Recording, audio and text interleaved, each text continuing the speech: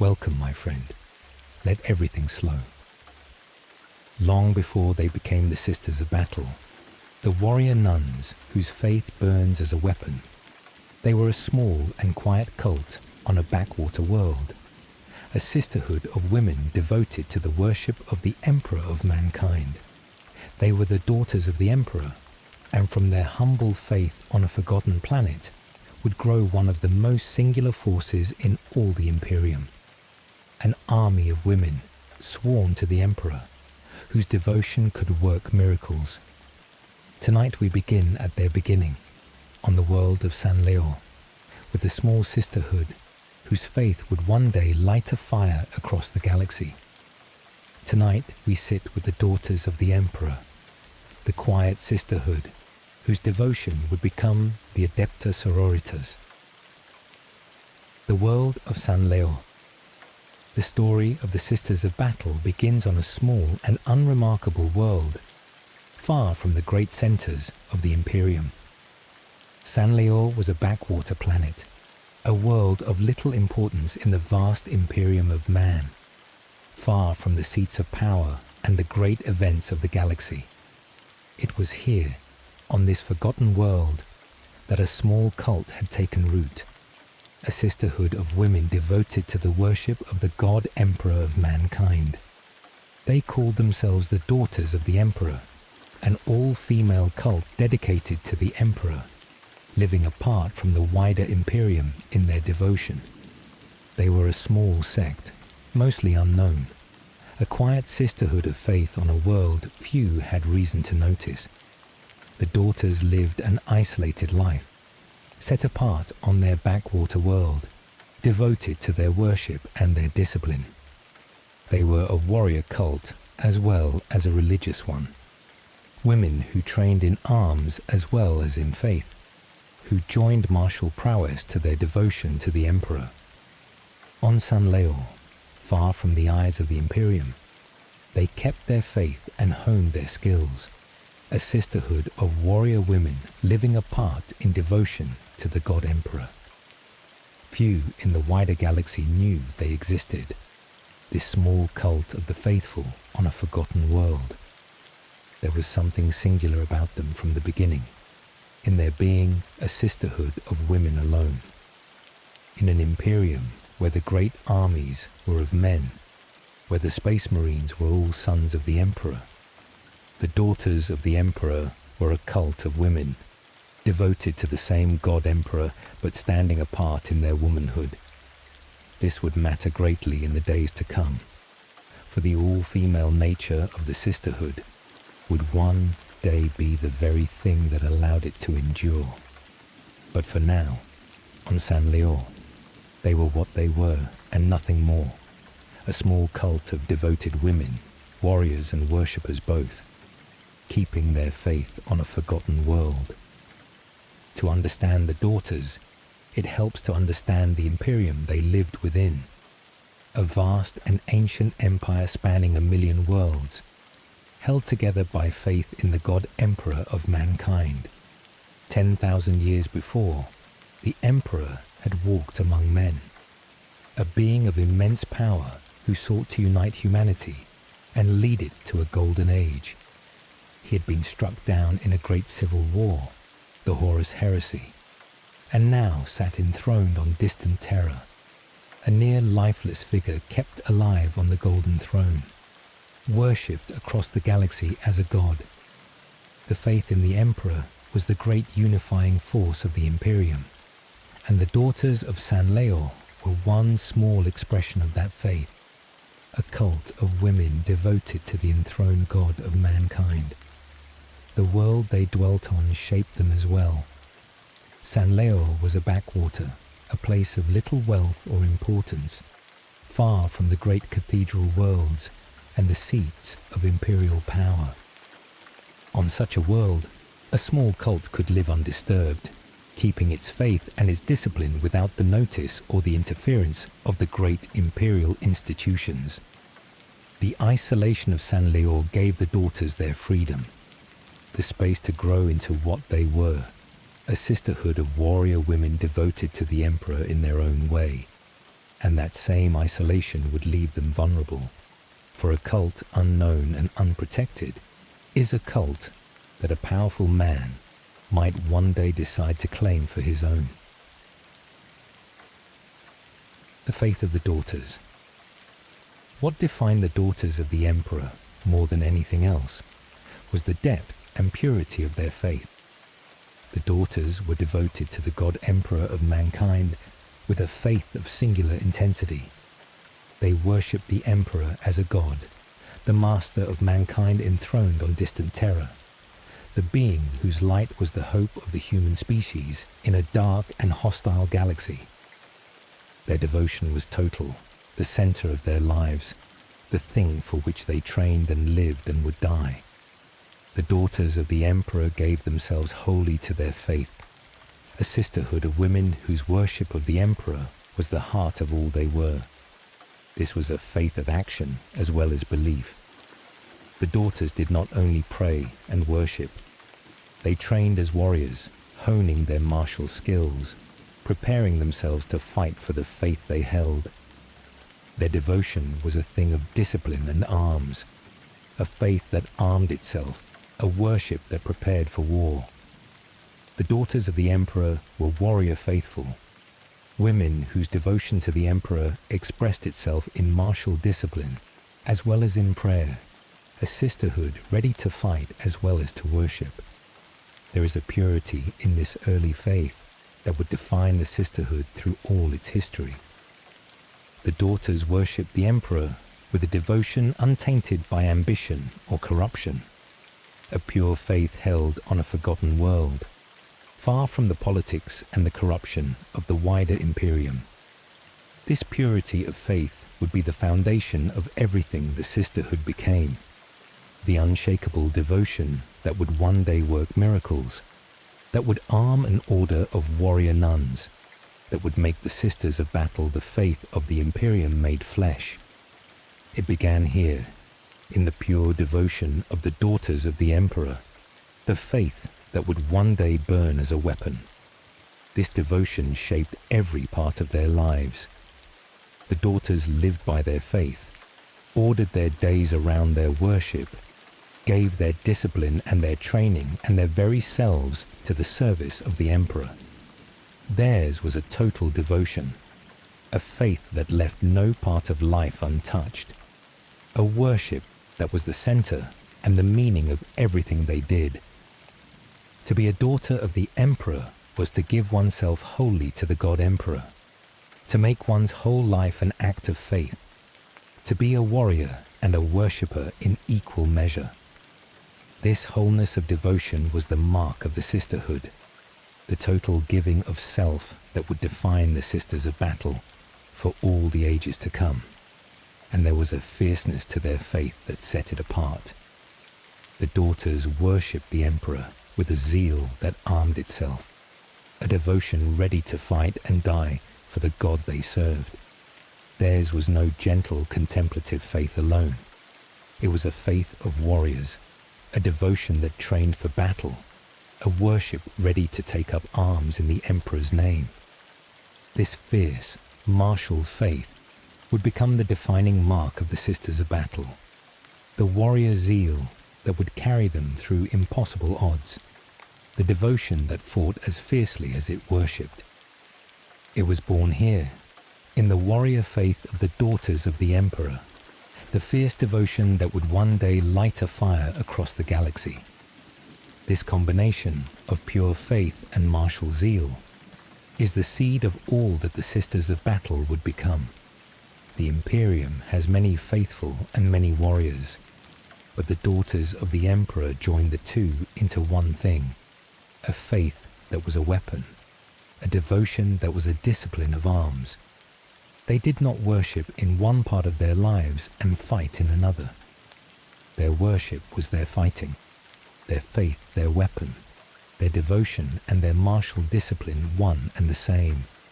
This unity of faith and war is what would make the Sisters of Battle so singular among the forces of the Imperium, the warrior nuns whose faith was their strength, whose devotion was their armour, whose worship was their war. It is worth holding this image of them at the beginning, before all that would come. A small sisterhood on a forgotten world, devoted to the god Emperor with a pure and fierce faith, training in arms as they trained in worship, a cult of warrior women keeping their devotion apart from the corruption of the wider Imperium. This was the seed from which the Adepta Sororitas would grow, the pure and martial faith of the daughters of the Emperor. Everything they would become was already present here, in the devotion of the Sisterhood of San Leor, waiting only for the terrible events that would draw it out and forge it into the faith of the Imperium made into an army. The Sisterhood apart. The daughters of the Emperor were a sisterhood set apart, and this apartness shaped what they were and what they would become. They lived isolated on San Leor, a cult unknown to most of the Imperium, keeping their faith and their discipline far from the wider galaxy. This isolation preserved them, kept their faith pure, sheltered them from the corruption that touched so much of the Imperium. The daughters were a sisterhood apart, devoted in their isolation, their faith untainted by the politics and the corruption of the great imperial institutions. On their forgotten world, they kept a pure devotion that the wider Imperium had largely lost. Their apartness was also a matter of their womanhood, in an Imperium whose armies were of men. The daughters were a cult of women alone, a sisterhood standing apart from the male institutions of the Imperium, devoted to the Emperor in their own way, in their own world, as women. This was unusual, even singular, in the Imperium of the 36th millennium, a cult of warrior women devoted to the god Emperor, set apart from the great armies of men. Their womanhood was part of their apartness, the sisterhood standing distinct in a galaxy of male power. The great fighting forces of the Imperium were, in those days, forces of men. The Space Marines, the Emperor's finest warriors, were all his sons, made from male gene seed. The armies of the Imperial Guard were vast, drawn from 1,000,000 worlds, but it was the male soldiers who filled their fighting ranks in the popular imagination. And the armed forces of the Imperial Church, the Fratres Templar, the faithful who took up arms in the Emperor's name, were forces of men as well. In all this masculine martial power, the daughters of the Emperor stood apart, a cult of women alone, devoted and armed, but set distinct from the male armies that filled the Imperium.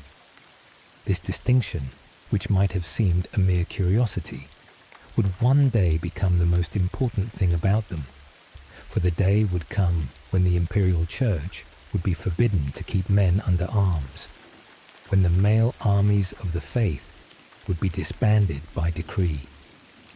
And on that day, the daughters of the Emperor, being women, would fall outside the ban, the one armed force of the faith that could endure.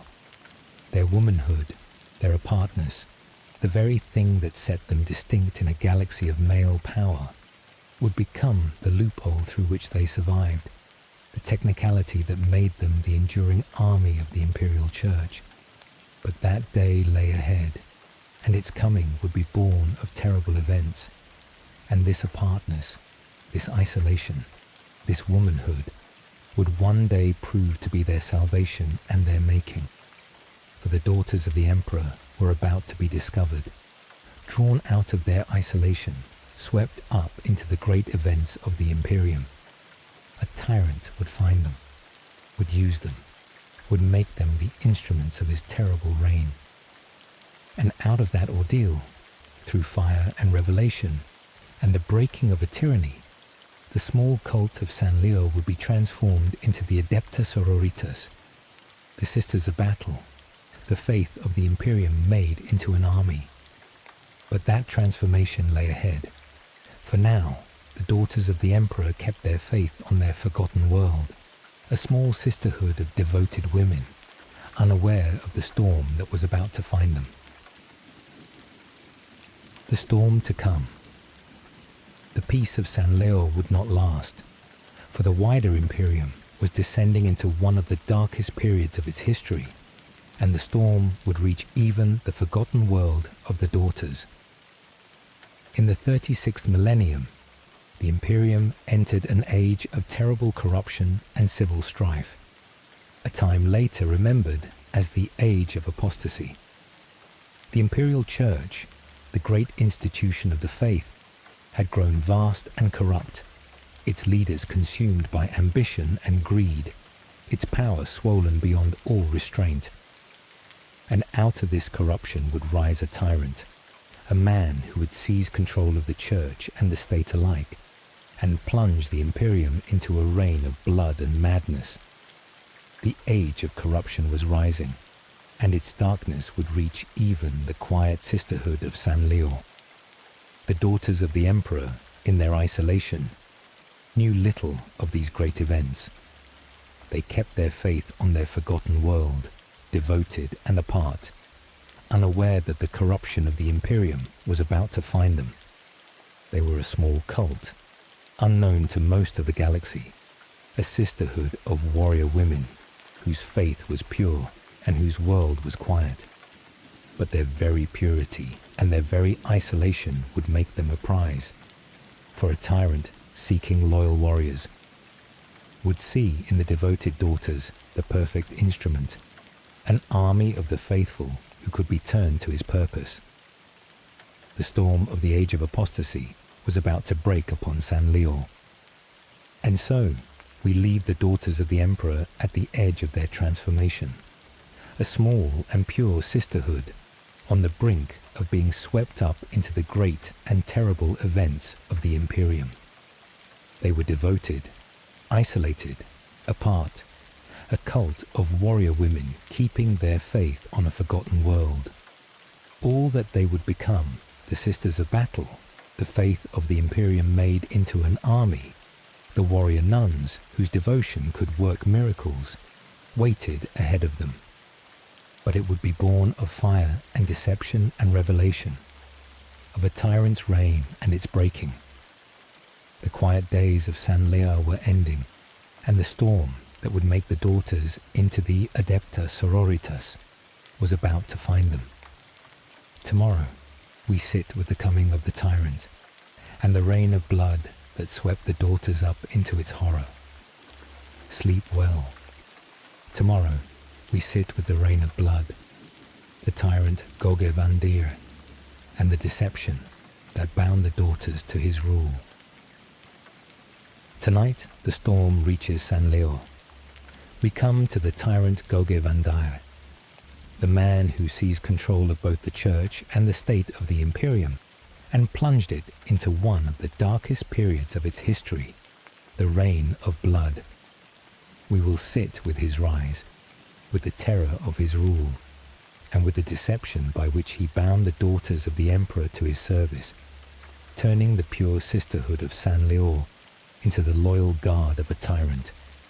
For the daughters were about to be swept up into the horror of the Age of Apostasy, and the story of how they were deceived is the story of how the Sisters of Battle were born. Tonight we sit with the reign of blood, the tyrant Goge Vandire, and the deception that bound the daughters to his rule.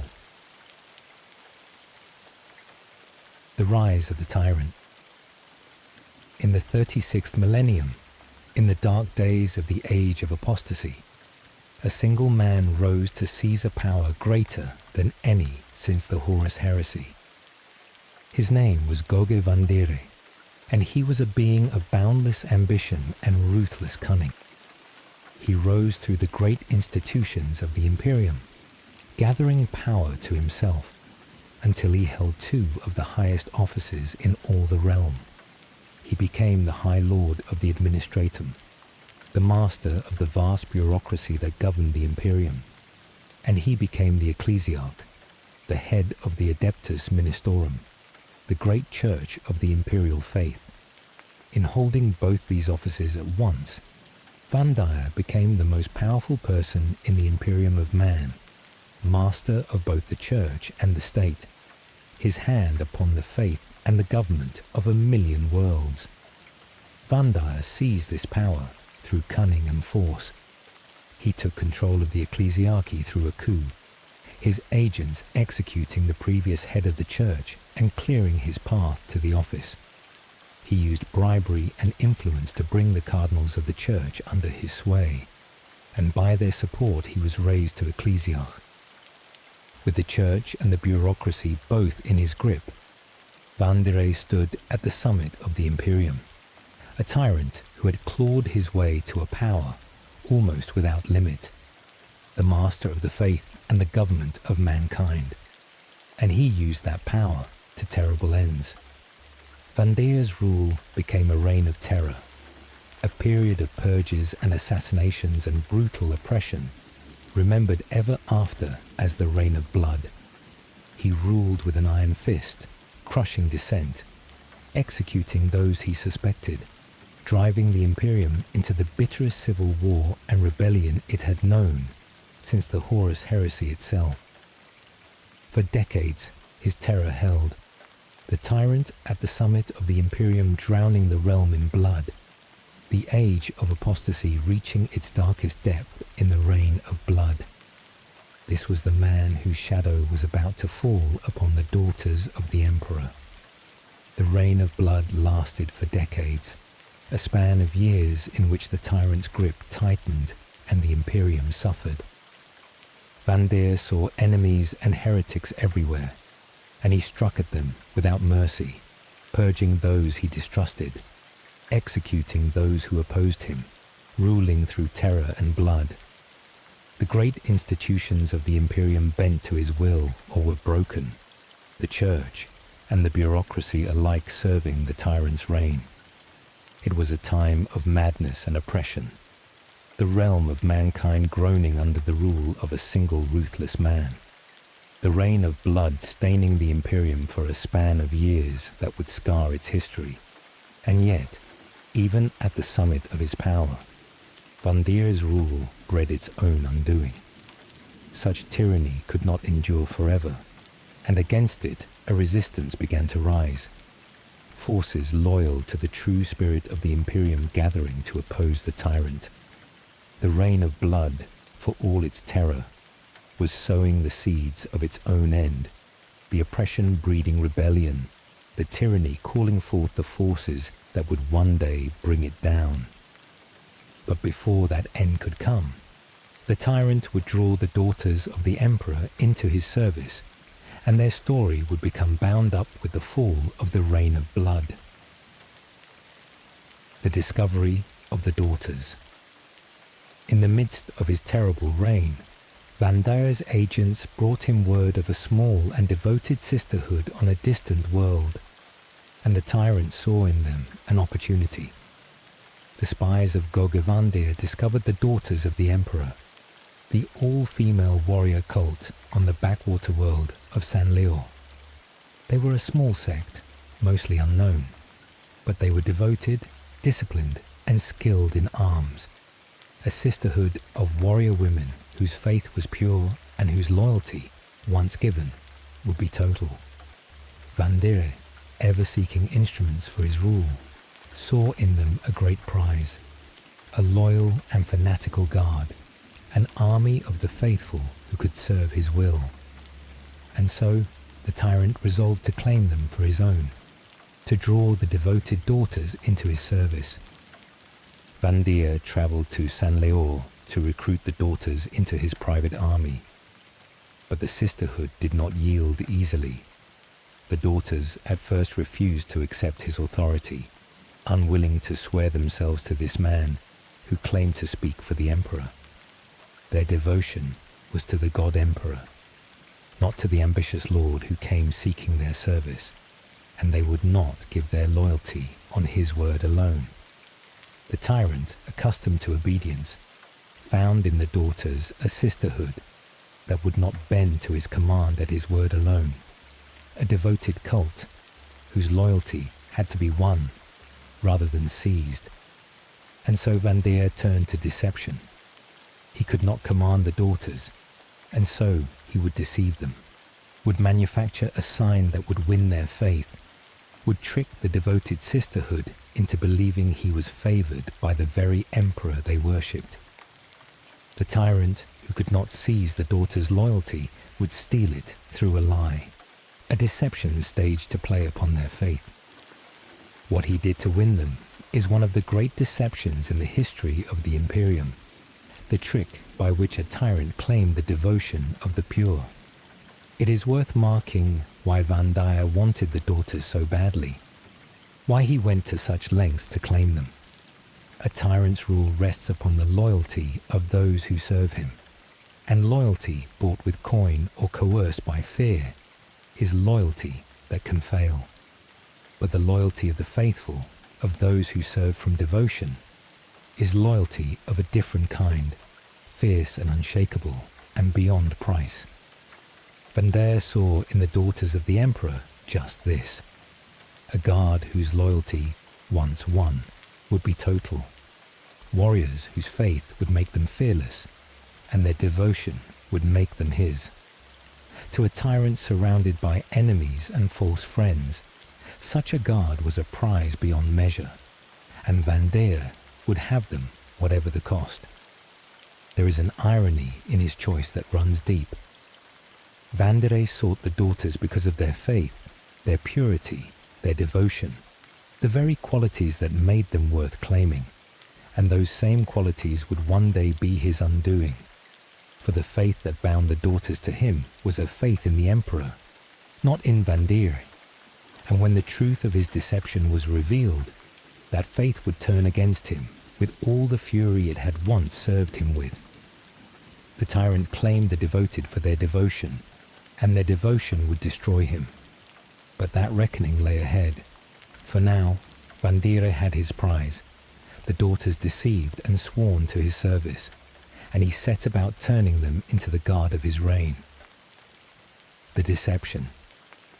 To win the daughters, Vandire staged a false miracle, a deception that played upon their faith in the Emperor. Vandire knew that the daughters, isolated on their backwater world, were unaware of much of Imperial technology, and he used this ignorance against them. He declared himself the chosen servant of the Emperor, the regent who carried out the Emperor's will, and to prove it, he staged a demonstration. He ordered one of his own attendants to shoot him, point blank, before the eyes of the daughters. After a moment's hesitation, the soldier fired, and Vandire stood unharmed. The daughters took this for a miracle, a sign of the Emperor's favor. To them, it seemed that Vandire had been shot, and had survived by the grace of the Emperor, protected by divine power, marked as the chosen servant of the god they worshipped. What they did not know was the truth. Vandire was protected by a rosarius, a device that generated a protective field, a piece of Imperial technology that no one but Vandire himself knew he carried. The field had stopped the shot, not the Emperor. But the daughters, ignorant of the device, saw only a man who had been shot and lived, and they took it for a miracle. And on the strength of this false miracle, the daughters swore themselves to Vandire. Believing him the chosen of the Emperor, marked by divine protection, they gave him their loyalty, their devotion, their service. The pure Sisterhood of San Leor, deceived by a staged miracle, bound themselves to a tyrant, mistaking his hidden technology for the grace of their god. It was a deception of the cruelest kind. The faith of the devoted turned against them. Their very devotion to the Emperor used to bind them to a man who served only himself. The daughters of the Emperor had been deceived, and in their deception, they had become the instruments of the reign of blood. There is a particular cruelty in the shape of this deception, for it preyed upon the very purity that made the daughters worth claiming. It was their faith, their devotion, their longing to serve the Emperor that Vandire turned against them. A cynical or faithless Sisterhood would have doubted the staged miracle, would have questioned the convenient survival of the ambitious lord. But the daughters were pure in their faith, ready to believe in the emperor's grace, eager to recognize a sign of his favor, and so their very purity made them vulnerable, their devotion the lever by which the tyrant moved them, their faith the thing that delivered them into his hands. This is a pattern that runs through the darkest corners of the Imperium, the turning of faith into a weapon against the faithful. Vandire did not conquer the daughters by force, did not break their will or compel their obedience. He deceived them, used their own devotion to bind them, made their faith the chain that held them to his service. The daughters served the reign of blood because of their faith, rather than despite it, their devotion to the emperor twisted by a tyrant's lie into loyalty to a tyrant. It is a dark truth at the heart of their story. The pure sisterhood made into the guard of a tyrant by the very faith that was their glory. The brides of the emperor. Bound to Vandire by the false miracle, the daughters were renamed and remade into the loyal guard of the tyrant. Vandire renamed the daughters of the emperor the brides of the emperor, and made them his most loyal followers, his personal guard, the fanatical warriors who served his will. The sisterhood, that had been a small and isolated cult, became the elite guard of the most powerful man in the Imperium, the brides of the emperor standing at the side of the tyrant, fighting in his name, serving his reign of blood. The devoted daughters had become the instruments of a tyranny. Their faith and their martial skill turned to the service of Goge Vandire. In Vandire's service, the brides fought with all the faith and fury that had always defined them. They did not know the truth of the man they served, did not know that he was a tyrant who had deceived them, did not know that their devotion was being used for a tyrant's ends. They believed they served the chosen of the emperor, and so they fought for Vandire with the full fierceness of their faith, the brides of the emperor wielding their devotion and their arms in the service of the reign of blood. Their loyalty was total, their faith fierce, their service fanatical, all of it given to a tyrant who had stolen it through a lie. The brides became Vandire's most formidable weapon, a guard whose loyalty was beyond question and whose faith made them fearless. Where other servants might waver, might doubt, might be bought or broken, the brides of the emperor served with the unbreakable devotion of the faithful, believing their service holy, their tyrant the chosen of their god. They were the perfect instrument for a man like Vandire, a guard whose very virtue made them reliable, whose faith made them fierce, whose devotion made them his to command. The tyrant had found in the deceived sisterhood the loyal blade he sought, and he wielded them without mercy in the defense of his reign. There is a deep tragedy in this, the pure made into the instrument of the corrupt. The brides of the emperor were devoted, faithful, sincere women, who wished only to serve the emperor they worshipped. And that sincerity, that devotion, was turned to the service of a tyrant, their faith made into a weapon of the reign of blood. They fought and killed in the name of the emperor for a man who served only himself. The pure sisterhood made into the guard of a tyrant, their devotion the unwitting instrument of oppression. It is the tragedy of the deceived faithful. The good turned to evil ends without their knowing. The brides of the emperor serving the reign of blood in the sincere belief that they served their god. One legacy of this dark service would endure long after. It was Vandire who commissioned the power armour that the sisterhood would wear, the armour designed for the brides of the emperor that would one day clad the sisters of battle. This Sororitas power armour, born of the tyrant's reign, would become the enduring legacy of Goge Vandire, the one lasting good to come of the reign of blood. the armour of the brides serving the sisters of battle for 10,000 years to come. But that endurance lay ahead. For now, the brides of the Emperor served their tyrant, deceived and fanatical, the pure sisterhood of San Leor bound to the reign of blood. The deception held, and the brides fought for Vandire, until the day the truth would find them. Tomorrow we sit with that day, the audience at the Golden Throne, where the daughters would learn what they had served in truth. Sleep well. Tomorrow we sit with the audience at the throne, the revelation that broke the deception and the fall of the tyrant. Tonight we come to the turning point, the moment the deception broke and the reign of blood met its end. The rebellion against Vandire had reached the heart of the Imperium, the very walls of the ecclesiastical palace on Holy Terra. And there, in the final hour, the Emperor's own guardians would do something no one else could. They would take the leader of the brides before the Emperor himself and let her see the truth. What happened in that audience has never been told, but its result changed the Imperium forever. Tonight we sit with the audience at the Golden Throne, the revelation that broke the deception and the fall of the tyrant.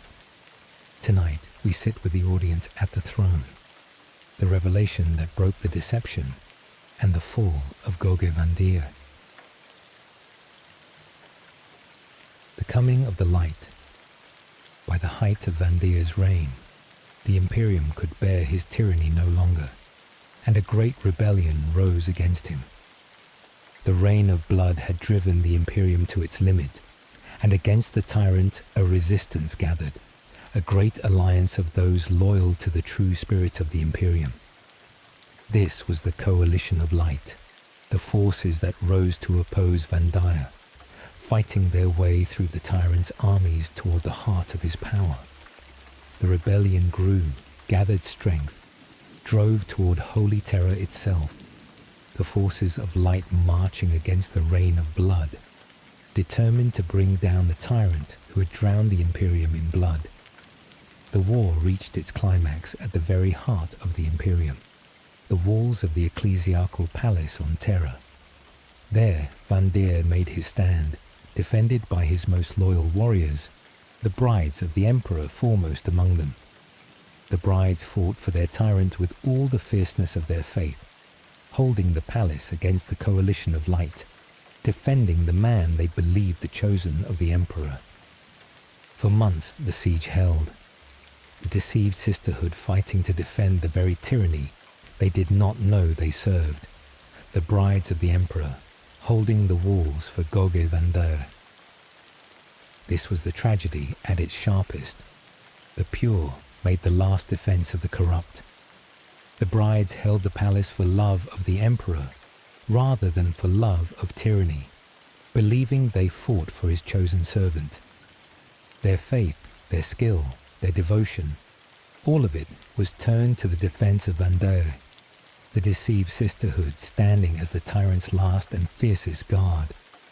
To break the reign of blood, someone would have to break the deception that held the brides, to show them the truth of the man they defended. And there was only one power in all the Imperium that could do it. The siege of the ecclesiastical palace was a terrible thing, the heart of the Imperium torn by war, the forces of light battering against the walls held by the tyrant's guard. The brides fought with the fierce devotion that defined them, holding the palace against the Coalition of Light, making the rebels pay for every gain. The deceived sisterhood was a formidable foe, their faith making them fearless, their skill making them deadly, their devotion making them tireless in the defense of the man they believed holy. The Coalition of Light, for all its strength, found in the brides a wall it could not easily break, the tyrant's guard holding the palace with a faith that would not yield. There is a bitter irony in this, that the rebellion against the tyrant was held back by the very people the tyrant had most wronged. The brides had been deceived, used, turned into instruments of a reign they did not understand. And yet they were the ones who held the line for Vandire, who fought hardest in his defense, who made the breaking of his reign so costly. The purest of his victims were his fiercest defenders, the deceived Sisterhood standing between the tyrant and the justice that sought him. To end the reign of blood, the deception holding the brides would have to be broken, and only the Emperor himself could break it. Agikuras, the guardians of the throne. The power that could break the deception was the Emperor's own guard, the Adepta Custodes, the golden warriors who watched over the golden throne. The Adepta Custodes are the personal guardians of the Emperor, the Praetorians who watch over the golden throne on Terra, the most trusted warriors in all the Imperium. As the siege of the palace wore on, the Custodes sought to end the bloodshed, to break the deception that held the brides, to show the deceived Sisterhood the truth of the tyrant they served. They came to the brides and tried to convince them of Vandire's treachery, to make them see that the man they defended was a tyrant who had deceived them. But the brides would not believe. So deep was the deception, so total their faith in Vandire as the Emperor's chosen, that the words of the Custodes could not move them. The brides held to their belief, defending Vandire still, unable to accept that the man they served was a tyrant and a liar. The deception held even against the testimony of the Emperor's own guardians, the brides too tightly bound by the false miracle to believe the truth when they heard it. Words alone could not break the lie that held them. And so, the Custodes resolved on something extraordinary. If words could not convince the brides, then they would show them in the most direct way possible. The commander of the Custodes would take the leader of the brides, Alicia Dominica, and her chosen companions deep into the imperial palace, into the most sacred place in all the Imperium, before the Emperor himself. They would bring the leader of the deceived Sisterhood into the presence of the god she worshipped, and let the Emperor show her the truth. It was a thing almost without precedent. Mortals brought before the golden throne, the deceived guard of a tyrant, carried into the presence of the Emperor of mankind. The magnitude of this act is hard to overstate. The golden throne is the most sacred and guarded place in all the Imperium, the seat of the enthroned Emperor, a place where few mortals are ever permitted to stand. For the Custodes to bring Dominica and her companions before the throne was an extraordinary measure, a breaking of the ordinary order, a thing done only because the stakes were so high. The Custodes, the most trusted guardians in the Imperium, judged that the only way to break the deception was to let the deceived stand before the Emperor himself, and they took that extraordinary step, carrying the leader of the brides into the holiest place in the realm. There is a faith in this act on the part of the Custodes, a trust that the Emperor would show Dominica the truth.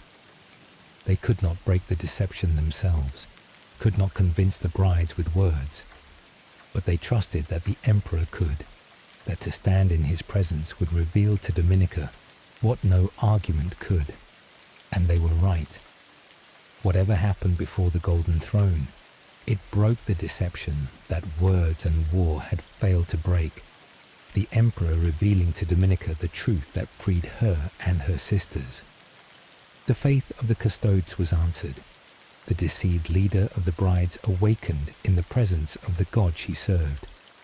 The road to the golden throne led to the breaking of the lie and the end of the reign of blood. The audience. What happened in the presence of the Emperor has never been told, but its result would change the Imperium forever. The commander of the Custodes escorted Alicia Dominica and her chosen companions deep into the imperial palace, past the guardians and the sacred halls, into the chamber of the golden throne, where the Emperor of mankind sat enthroned. There, in the presence of the god they had worshipped all their lives, the leader of the brides and her companions stood before the Emperor himself. What passed between them and the Emperor in that chamber has never been recorded, for Dominica and her companions were sworn to secrecy, and they kept that silence for the rest of their lives. But the audience left its mark upon them, a sign of the encounter visible to all. When Dominica and her companions emerged from the presence of the Emperor, their hair had turned white, bleached by whatever they had witnessed in that sacred chamber. The white hair was the mark of the audience, the visible sign that they had stood before the Emperor and seen something that changed them. Whatever the Emperor had shown them, whatever truth or revelation passed in that chamber, it had marked them body and soul, the white hair the lasting sign of the audience at the golden throne, and it had awakened them to the truth. Dominica emerged from the presence of the Emperor, filled with a new and righteous purpose, awakened to the evil that Vandire represented, freed from the deception that had bound her and her sisters. Whatever the Emperor had shown her, it had broken the lie, revealed the tyrant for what he was, turned the leader of the brides against the man she had defended. She came out of that chamber knowing the truth at last, that Vandire was a tyrant and a deceiver, that the brides had been bound to his service by a lie, that the man they had defended was an enemy of the Emperor they served. The deception was broken, and Dominica was filled with righteous purpose. The reign of blood was about to end.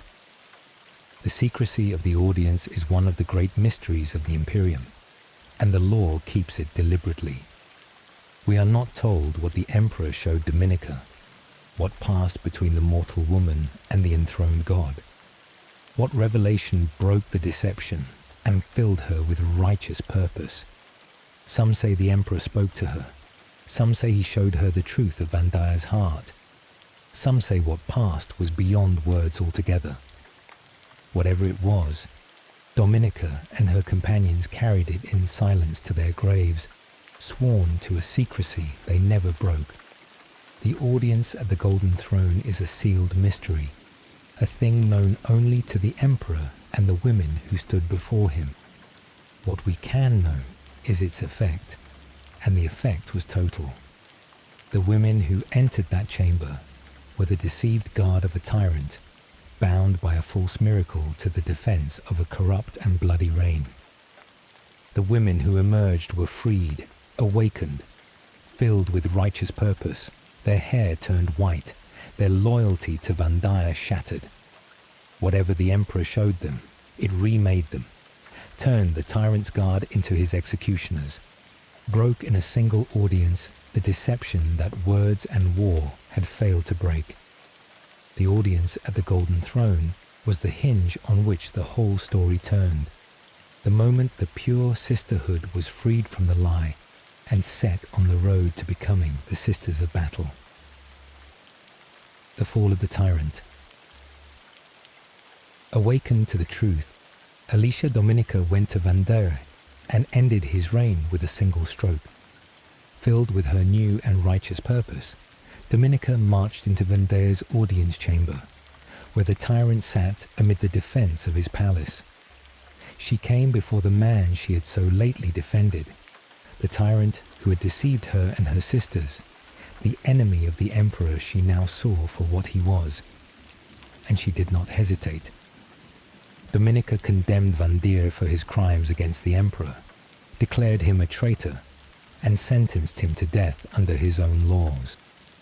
The leader of the bride stood before the tyrant as his judge and his executioner. Vandire met his end with the arrogance that had marked his reign. As Dominica came for him, the tyrant is said to have spoken his last words, a final boast of a man who could not believe his own end had come. "I don't have time to die," he said. "I'm too busy." And then Dominica struck. With one stroke of her power sword she beheaded the tyrant, ending the reign of blood. The Rosarius that had protected him on San Leor, the device whose false miracle had won him the brides, now failed him, its gleaming form cleaved in two by Dominica's blow. The deception that had begun with the Rosarius ended with its breaking. And so the reign of blood was over. The tyrant who had seized the church and the state, who had drowned the Imperium in blood for decades, who had deceived the pure Sisterhood of San Leor and made them his guard, fell at last to the very warriors he had wronged. There is a justice in this that runs deep. The brides, deceived and used by Vandire, were the ones who ended him. The leader of the Sisterhood he had deceived, striking off his head with a single stroke. The faith he had stolen turned against him in the end. The devoted Sisterhood freed from his lie, becoming the instrument of his fall. The reign of blood ended where the deception had bound the brides, in the breaking of the lie and the death of the tyrant. The symbolism of the breaking Rosarius is worth sitting with. The device had begun the deception, its hidden field stopping the assassin's shot on San Leor. The false miracle that won Vandire the brides. And now, as Dominica struck off his head, the same device was cleaved in two, the Rosarius that had protected him failing at the last. The instrument of the lie was destroyed in the moment the lie was answered, the false miracle broken as the tyrant fell. It is a fitting end. The device that bound the brides to Vandire shattered by the bride who had been freed from his deception. The whole arc of the lie closed in a single stroke. And there is a deep rightness in who ended the reign of blood. It was not the coalition of light alone, not the armies that had fought their way to terror, not the custodes who guarded the throne. It was Alicia Dominica, the leader of the very Sisterhood Vandire had deceived, the woman whose faith he had stolen and turned to his service. The tyrant was brought down by the purest of those he had wronged, the deceived made into the agent of justice, the bride freed from the lie becoming the one who ended the liar. The reign of blood died at the hands of the Sisterhood it had used, and from that ending, a new order would rise. What rose from the ashes of Vandire's reign, and what became of the brides who had ended him, is the story we follow next. Tomorrow, we sit with the decree passive, and the loophole that gave birth to the Adepta Sororitas. Sleep well. Tomorrow, we sit with the decree passive, the reformation of the Church, and the founding of the Sisters of Battle. With the tyrant dead and the reign of blood ended, the Imperium began the long work of rebuilding, and out of that rebuilding came one of the strangest acts of foundation in all its history. A new leader of the Church set out to ensure that no tyrant could ever again use the armies of the faith to seize power. He decreed that the Church could keep no men under arms, and in that single word, men, lay a loophole that would give birth to the Sisters of Battle. Tonight we sit with the decree passive, the reformation that followed the reign of blood, and the technicality that founded the Adepta Sororitas. Tonight we sit with the decree passive, the reformation of the Church, and the founding of the Sisters of Battle. The Reformer. After the fall of Vandire, a new leader rose to guide the Church out of its darkest hour, a reformer named Sebastian Thor. In the wake of the reign of blood, with the tyrant dead and the Imperium reeling, Sebastian Thor was raised to lead the Adeptus Ministorum, becoming the new ecclesiarch, the head of the Imperial Church. Thor was a reformer, a man who set out to heal the Church Vandire had corrupted, to root out the abuses of the reign of blood, to ensure that such a tyranny could never rise again. Where Vandire had been a tyrant, Thor was a healer, the ecclesiarch, who would rebuild the church from the ruin the Reign of Blood had made of it. The task before Thor was vast. The church had been the instrument of a tyrant, its power swollen and abused, its armies turned to the service of the Reign of Blood. To heal it, Thor had to reform it, to strip away the abuses, to limit the power that had let a tyrant seize the Imperium. The reformation he undertook would touch every part of the church, reshaping the Adeptus Ministorum, reigning in its power, ensuring that the horror of the Reign of Blood would not come again. Thor set himself to this great work, the reformer, who would remake the church after the tyrant. Among the greatest dangers Thor saw was the military power of the church. Vandire had ruled in part through the armies of the faith, the Fratres Templar and other armed forces the church commanded. These armies had given the ecclesiarchy the strength to seize the Imperium, to defy the other institutions of power, to make a tyrant of its head. Thor saw that as long as the church could field great armies of its own, the danger of another Vandire, another Reign of Blood, would remain. And so he resolved to strip the church of its armies to ensure it could never again threaten the Imperium with military might. Sebastian Thor would be remembered as one of the great reformers of the Imperial Church, the man who healed the Ministorum after the Reign of Blood. He came to power in the wake of the worst tyranny the Church had known, and he set about ensuring that such a tyranny could never come again. His reforms reshaped the Church, reigning in its power, rooting out the abuses of the Reign of Blood, restoring the faith to something closer to its true purpose.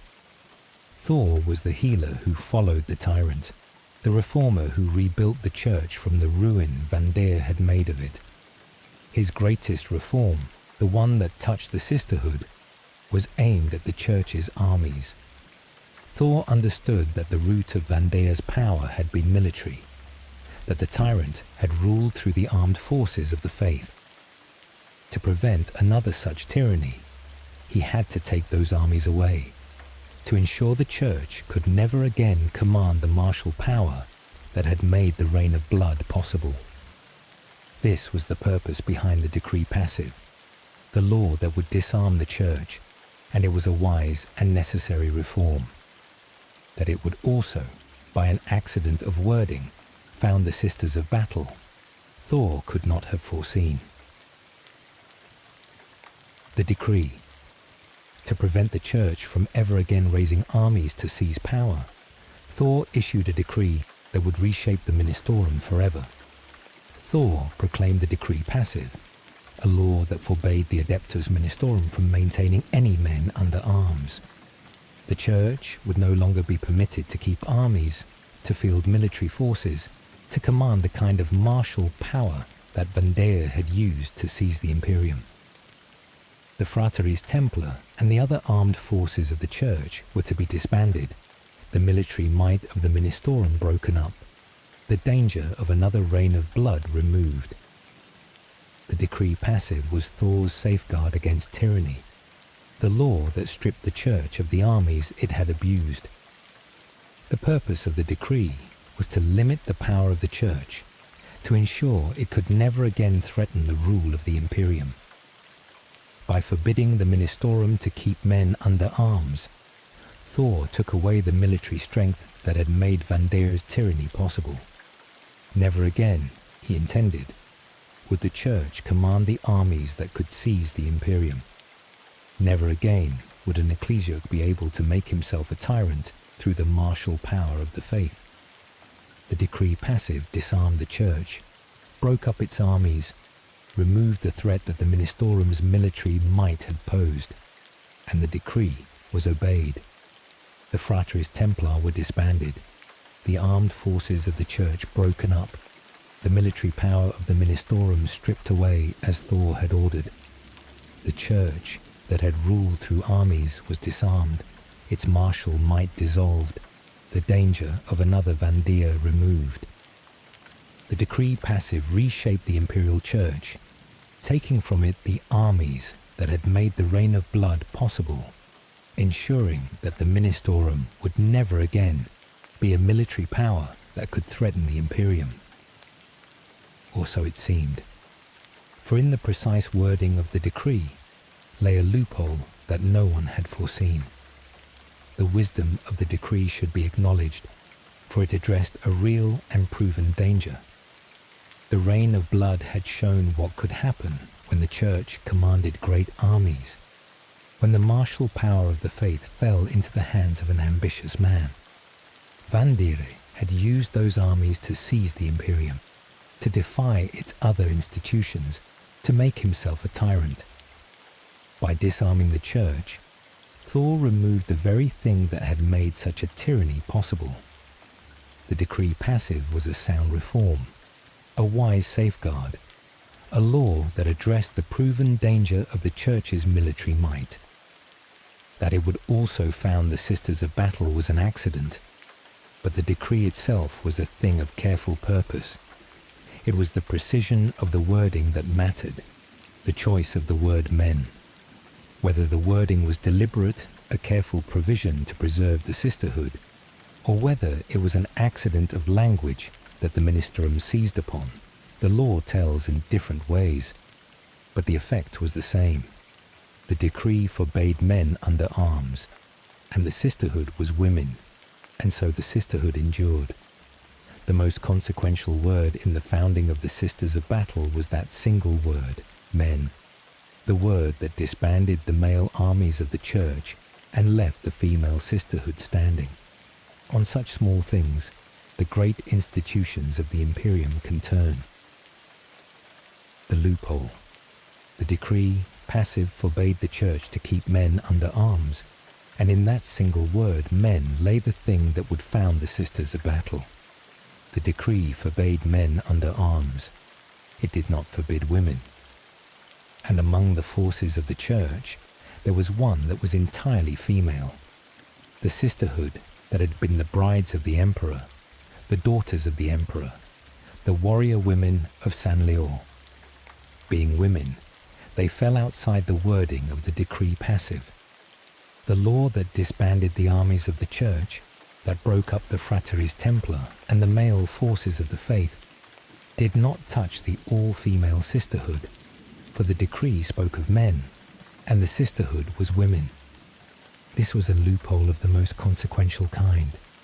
The Adepta Sororitas would come to exist because of the technicality, a precise reading of a single word. The decree passive said men. It did not say people. And so, the one armed force of the Church that was made of women could endure, the all-female sisterhood remaining as the Ministorum's military arm while the male armies were disbanded. 10,000 years of warrior nuns in power armour would come from this single loophole, the precise wording of a law meant to disarm the Church, leaving one armed sisterhood standing. There is a strange beauty in this, that the most singular force in the Imperium should owe its existence to a technicality. The Sisters of Battle are the faith of the Imperium made into an army, the warrior nuns whose devotion works miracles, and they exist because a decree meant to disarm the Church happened to forbid only men. The all-female nature of the sisterhood, which had set the daughters apart on San Leor, which had made them a singular cult in a galaxy of male armies, now became the very thing that allowed them to endure. Their womanhood, their apartness, the thing that had always set them distinct, was the loophole through which they survived, the technicality that made them the enduring army of the Imperial Church. It is one of the most quietly remarkable facts in all the lore of the Imperium. 10,000 years of warrior nuns in power armour, one of the most iconic forces in the galaxy, faith made into an army, all of it resting on a single word in a single decree. Thor had meant to disarm the Church, to break its armies, to ensure no tyrant could ever again use the martial might of the faith to seize power. And he succeeded. The male armies disbanded, the Fratres Templar dissolved. but the precise wording of his decree, the word men, left one door open, and through that door the Sisters of Battle would march for 10,000 years. The greatest safeguard against the Church's military power became, by a technicality, the foundation of the Church's enduring army. And there is an irony in it that the law relishes.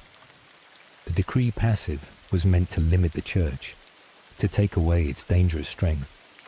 Instead, by an accident of wording, it gave the Church a force more singular and more enduring than the armies it disbanded. The Sisters of Battle, born of this loophole, would become one of the most feared and revered forces in the Imperium, the militant arm of the very Church the decree had sought to disarm. The law meant to weaken the Ministorum gave it, by a single word, an army of warrior nuns whose faith could work miracles, a force that would serve the Church for 10,000 years. The technicality that founded the Sisters of Battle is one of the great ironies of the Imperium, the safeguard that became a foundation, the limit that became a legacy. The founding of the Sisterhood.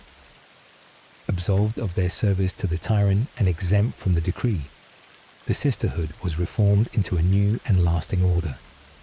The Adepta Sororitas, the brides of the Emperor, were absolved of their service to Vandire, forgiven for the deception that had bound them to his reign.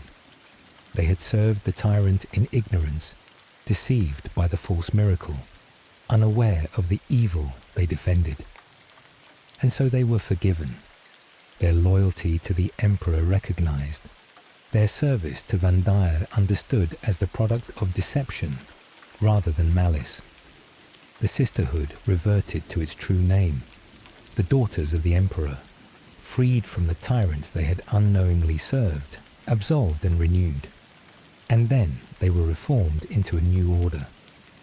Thor incorporated the Sisterhood into the Adeptus Ministorum as the Adepta Sororitas, establishing them as the official military arm of the Church, the one armed force the decree passive allowed. The daughters of the Emperor, the deceived guard of a tyrant, became the Adepta Sororitas, the Sisters of Battle, the warrior nuns who would serve the Imperial Church for 10,000 years. Alicia Dominica, who had ended the reign of blood, became the head of the new order, the leader of the Sisterhood and its first and greatest saint. The new order was given a structure to endure. The Sisterhood was divided between two great convents, the Convent Prioris on Holy Terror and the Convent Sanctorum on the world of Ophelia 7, the two seats from which the Adepta Sororitas would grow. Dominica founded the first of the Orders Militant, and the Sisterhood was set upon the path it would follow for the rest of Imperial history. From the deceived brides of a dead tyrant, a new and lasting order had risen, the Adepta Sororitas, the faith of the Imperium made into an army, founded on a loophole and led by a saint. Alicia Dominica's place in this founding is worth marking, for she became the patron and the first saint of the whole order. She had led the brides, been deceived by Vandire, stood before the Emperor, and ended the reign of blood with a single stroke. And now she became the head of the Adepta Sororitas, the leader of the new Sisterhood, the first canonized saint of the imperial cult. The woman who had ended the tyrant became the founder of the order that rose from his fall, her name revered through all the history of the Sisterhood, the patron saint of the Adepta Sororitas. From the leader of a tyrant's deceived guard, she became the founding saint of the faith made into an army, and the Sisterhood she founded would endure for 10,000 years. The Adepta Sororitas, born of the reign of blood and the decree passive, would become one of the great forces of the Imperium, the militant arm of the Imperial Church, the warrior nuns whose faith could work miracles. From the two convents, from the Orders Militant Dominica founded, The Sisterhood would grow into a vast and enduring order, serving the Emperor across the galaxy for the rest of Imperial history. The founding that followed the Reign of Blood gave the Imperium one of its most singular and lasting forces, the Sisters of Battle, born of deception and tyranny and a loophole, led by a saint, enduring for 10,000 years. What that order became, its many branches and roles and the warriors who filled its ranks, is the story we follow next. Tomorrow we sit with the Orders of the Sisterhood, the many branches of the Adepta Sororitas. Sleep well. Tomorrow we sit with the Orders of the Sisterhood, the Orders Militant, and the many branches of the Adepta Sororitas. From the founding of Alicia Dominica, the Adepta Sororitas grew into a vast and many-branched order, a sisterhood of countless devoted women serving the Imperial Church across the galaxy. Tonight we walk through its structure, the great convents from which it grew, the Orders Militant who carry war in the Emperor's name, and the many other orders who serve the Church in quieter ways. We will sit with the shape of the Sisterhood, the branches and the roles that make up the Adepta Sororitas, the warrior nuns and the healers and the keepers of the faith. Tonight we sit with the Orders of the Sisterhood, the many branches of the Adepta Sororitas. Tonight we sit with the Orders of the Sisterhood, the Orders Militant, and the many branches of the Adepta Sororitas. The two convents. The Adepta Sororitas grew from two great seats, the convents that were the foundation of the Sisterhood. When Sebastian Thor reformed the Sisterhood, he divided it between two great convents, the two seats from which the Adepta Sororitas would grow. The first was the Convent Prioris, established on Holy Terra itself, at the very heart of the Imperium, in the shadow of the Imperial Palace. The second was the Convent Sanctorum, established on the world of Ophelia 7, a great shrine world far from Terra. These two convents became the twin foundations of the Sisterhood, the seats from which the orders of the Adepta Sororitas would be raised, the homes of the warrior nuns who served the Imperial Church. From these two convents came the first of the Orders Militant, the fighting orders of the Sisterhood. Alicia Dominica and her companions, the founding saints who had stood before the Emperor and ended the Reign of Blood, established the first orders, drawing them from the sisters of the two convents. The convents were the source, the founding seats, the places from which the Orders Militant were raised and the Sisterhood grew. From the Convent Prioris on Terra and the Convent Sanctorum on Ophelia, 7 came the orders that would carry the faith into war for 10,000 years. The two convents would remain the great seats of the Sisterhood through all its history, the twin hearts of the Adepta Sororitas. From them the orders were raised, the sisters trained, the faith kept and carried. The Convent Prioris and the Convent Sanctorum were the foundations on which the whole vast structure of the Sisterhood was built, the two seats from which the warrior nuns of the Imperium would go forth to serve the Emperor across the galaxy.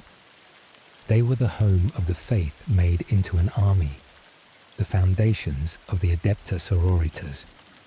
There is a meaning in the placing of the two convents that speaks to the role of the Sisterhood. One was set on Terra, at the very heart of the Imperium, in the shadow of the Golden Throne. The other was set on Ophelia 7, a great shrine world far from Terra, a centre of the faith in its own right. Between them, the two convents anchored the Sisterhood at the heart of the Imperium, and across its breadth, the warrior nuns rooted both at the centre of imperial power and in the wider galaxy they served. The two seats gave the Sisterhood a foundation that reached from Terra itself to the distant worlds of the faith. Over the long ages, the Sisterhood would grow far beyond these two convents, raising new orders, establishing new seats, spreading across the galaxy in service of the Church. But the convent prioris and the convent sanctorum remained the founding seats, the twin hearts from which it all had grown. The sisters trained there, the orders were raised there, the oldest traditions of the Adepta Sororitas were kept there. From these two foundations, established by Sebastian Thor in the wake of the Reign of Blood, grew the whole vast structure of the Sisterhood, the faith of the Imperium, made into an army that would serve for 10,000 years. The Orders Militant. The most famous branches of the Sisterhood are the Orders Militant, the fighting orders whose warriors are the Sisters of Battle. The Orders Militant are the military arm of the Adepta Sororitas, the orders whose sisters take up arms in the Emperor's name. It is these orders and their warriors that most people mean when they speak of the Sisters of Battle, the power-armoured warrior nuns, whose faith carries them through impossible odds. The Orders Militant are the fighting heart of the Sisterhood, the warriors who wage the Church's wars, who purge heresy and battle the enemies of the Emperor, who carry the faith of the Imperium into battle as a weapon. The first of the Orders Militant were founded by Alicia Dominica and her companions, the saints who had ended the Reign of Blood. Dominica herself founded the Order of the Ebon Chalice, the first and most senior of the Orders Militant, drawn from the convent prioris on Terra. Her companions founded others, each order taking its character from its founding saint, each with its own colours, its own traditions, its own place in the Sisterhood. From the founding saints came the great Orders Militant, the fighting orders that would carry the faith into war, each bearing the legacy of the saint who founded it. The founding saints were Dominica and her 5 closest companions, the women who had stood with her before the Emperor and shared the audience that ended the Reign of Blood. Their names are revered through all the history of the Sisterhood: Mina, Arabella, Catherine, Silvana, and Lucia, the companions of Dominica, each a saint, each a founder. From these women came the first Orders Militant, the founding orders of the Adepta Sororitas, each carrying the name and the legacy of the saint who raised it. The companions who had shared the audience at the Golden Throne became the founders of the fighting orders, their sainthood and their legacy woven into the very structure of the Sisterhood. In the ages that followed, more Orders Militant would be founded, each with its own story and its own character. Among the most renowned is the Order of Our Martyred Lady, which venerates St. Catherine, one of Dominica's companions who was martyred in the early campaigns of the Sisterhood.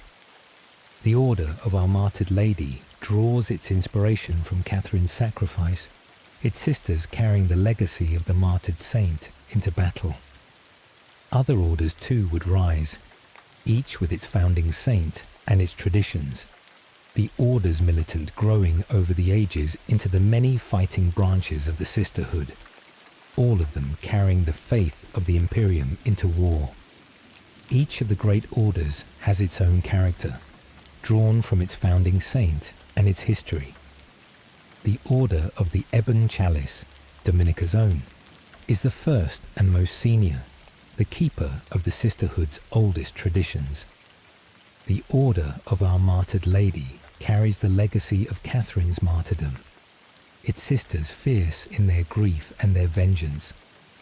Other orders bear their own marks, their own colours, their own ways of war, each shaped by the saint who founded it and the history it has lived. The Orders Militant are a family of fighting orders, united in their faith and their service, but each distinct in its character, the many branches of the Sisterhood's martial strength. Ante, the warriors of the orders. Within the Orders Militant, the sisters are divided into different kinds of warriors. each with her own role in battle. The backbone of the Orders Militant are the Battle Sisters, the power-armoured warrior nuns, who form the heart of every order. The Battle Sisters are trained in the use of the bolter and the flamer, the weapons of the Sisterhood, and they form the core of the fighting strength of the Orders. They are the warrior nuns most people picture when they think of the Sisters of Battle, the armoured women whose faith carries them into the thick of battle, the backbone of the Orders Militant. Beyond the Battle Sisters, the Orders field warriors of more specialised kinds. The Seraphim are agile and elite warriors who take to the skies on jump packs, descending upon the enemy from above. The Wing Sisters of the Orders Militant. The Dominions are warriors who excel at stealth and the seizing of key positions, striking where the enemy is weakest. And the Retributors are the heavy weapons specialists, armed with the most devastating firepower the Sisterhood can field, delivering destruction upon the enemies of the Emperor. Each kind of warrior has her place, the Battle Sisters and the Seraphim and the Dominions and the Retributors together forming the fighting strength of the Orders Militant. These warriors together make the Orders Militant a formidable force. The Battle Sisters form the core. The Seraphim strike from the skies. The Dominions seize the key positions. The Retributors bring the heavy firepower. Bound together by their faith and their discipline, the warriors of the Orders Militant wage the wars of the Church with a fierceness that few can match. The power-armoured sisters of the Adepta Sororitas, carrying the faith of the Imperium into battle in all their many roles. They are the fighting heart of the Sisterhood, the warriors whose devotion is their strength and whose faith is their weapon. What sets these warriors apart from other forces of the Imperium is the faith that binds them. The armies of the Imperial Guard are vast, the Space Marines mighty, but the Sisters of Battle fight with a fervour that comes from a faith so total it can work miracles. Every Battle Sister, every Seraphim, every Dominion and Retributor fights as a warrior of faith rather than as a soldier alone, her devotion making her fearless, her zeal carrying her through odds that would break other warriors. The Orders Militant are a force of fanatical faith, the warriors of the Sisterhood wielding their devotion as surely as their weapons, the faith of the Imperium made into a fighting fury. This is what the structure of the Orders serves to channel, the fierce devotion of the Sisterhood, organized into a force that can wage the wars of the Church across the galaxy. The convents raise the sisters, the Orders Militant field the warriors, the kinds of warrior fill the roles of battle, and through it all runs the faith that is the Sisterhood's true strength. The Adepta Sororitas is faith made into an army, and the Orders are the shape that army takes, the structure through which the devotion of the daughters of the Emperor became a force that has served the Imperium for 10,000 years. The quieter orders. Not all the orders of the Sisterhood carry weapons. Many serve the Church and the Imperium in quieter ways, the non-militant orders of the Adepta Sororitas. Alongside the Orders Militant, the Sisterhood maintains many orders that serve without taking up arms in battle. The Orders Hospitaller are the healers of the Sisterhood, sisters who maintain field hospitals across the Imperium, who wade into battle to drag the wounded to safety, whose medical knowledge often surpasses that of the armies they serve beside. The Orders Dialogues are the translators and the archivists, the keepers of language and record, sisters who serve as the voices and the memories of the Sisterhood. Each of these orders serves the Church in its own way, the non-militant Sisterhood supporting the faith without carrying it into war. Other orders serve in stranger and more subtle ways. The Orders Famulus embed themselves in the noble houses of the Imperium, serving as advisors and spiritual guides to the aristocracy, but also as the eyes and ears of the Church among the great families, the most politically subtle of the orders. The Orders Vespila tend to the dead, their grey-shrouded sisters synonymous with the burial of priests, the keepers of the rites of death. And other orders besides keep the relics, guard the shrines, serve the Church in 100 quiet ways. The non-militant orders are the unseen strength of the Sisterhood, serving the faith in all the ways that do not require a weapon. There is more to these quieter orders than mere support, for some of them play roles of surprising importance. The orders' dialogues, the keepers of language and record, do more than translate and archive. In battle, a dialogue sister can amplify the prayers and hymns of the Sisterhood through her arts, and those amplified prayers have been known to increase the frequency of the miraculous manifestations that the Sisters of Battle are famous for. The dialogues are, in a sense, amplifiers of faith, their arts making the miracles of the Sisterhood more potent. The quieter orders are not merely the servants of the fighting orders. Some of them shape the very power that makes the Sisters of Battle so formidable. And there are orders still that guard the holiest things of the Sisterhood, the relics and the artifacts of the faith.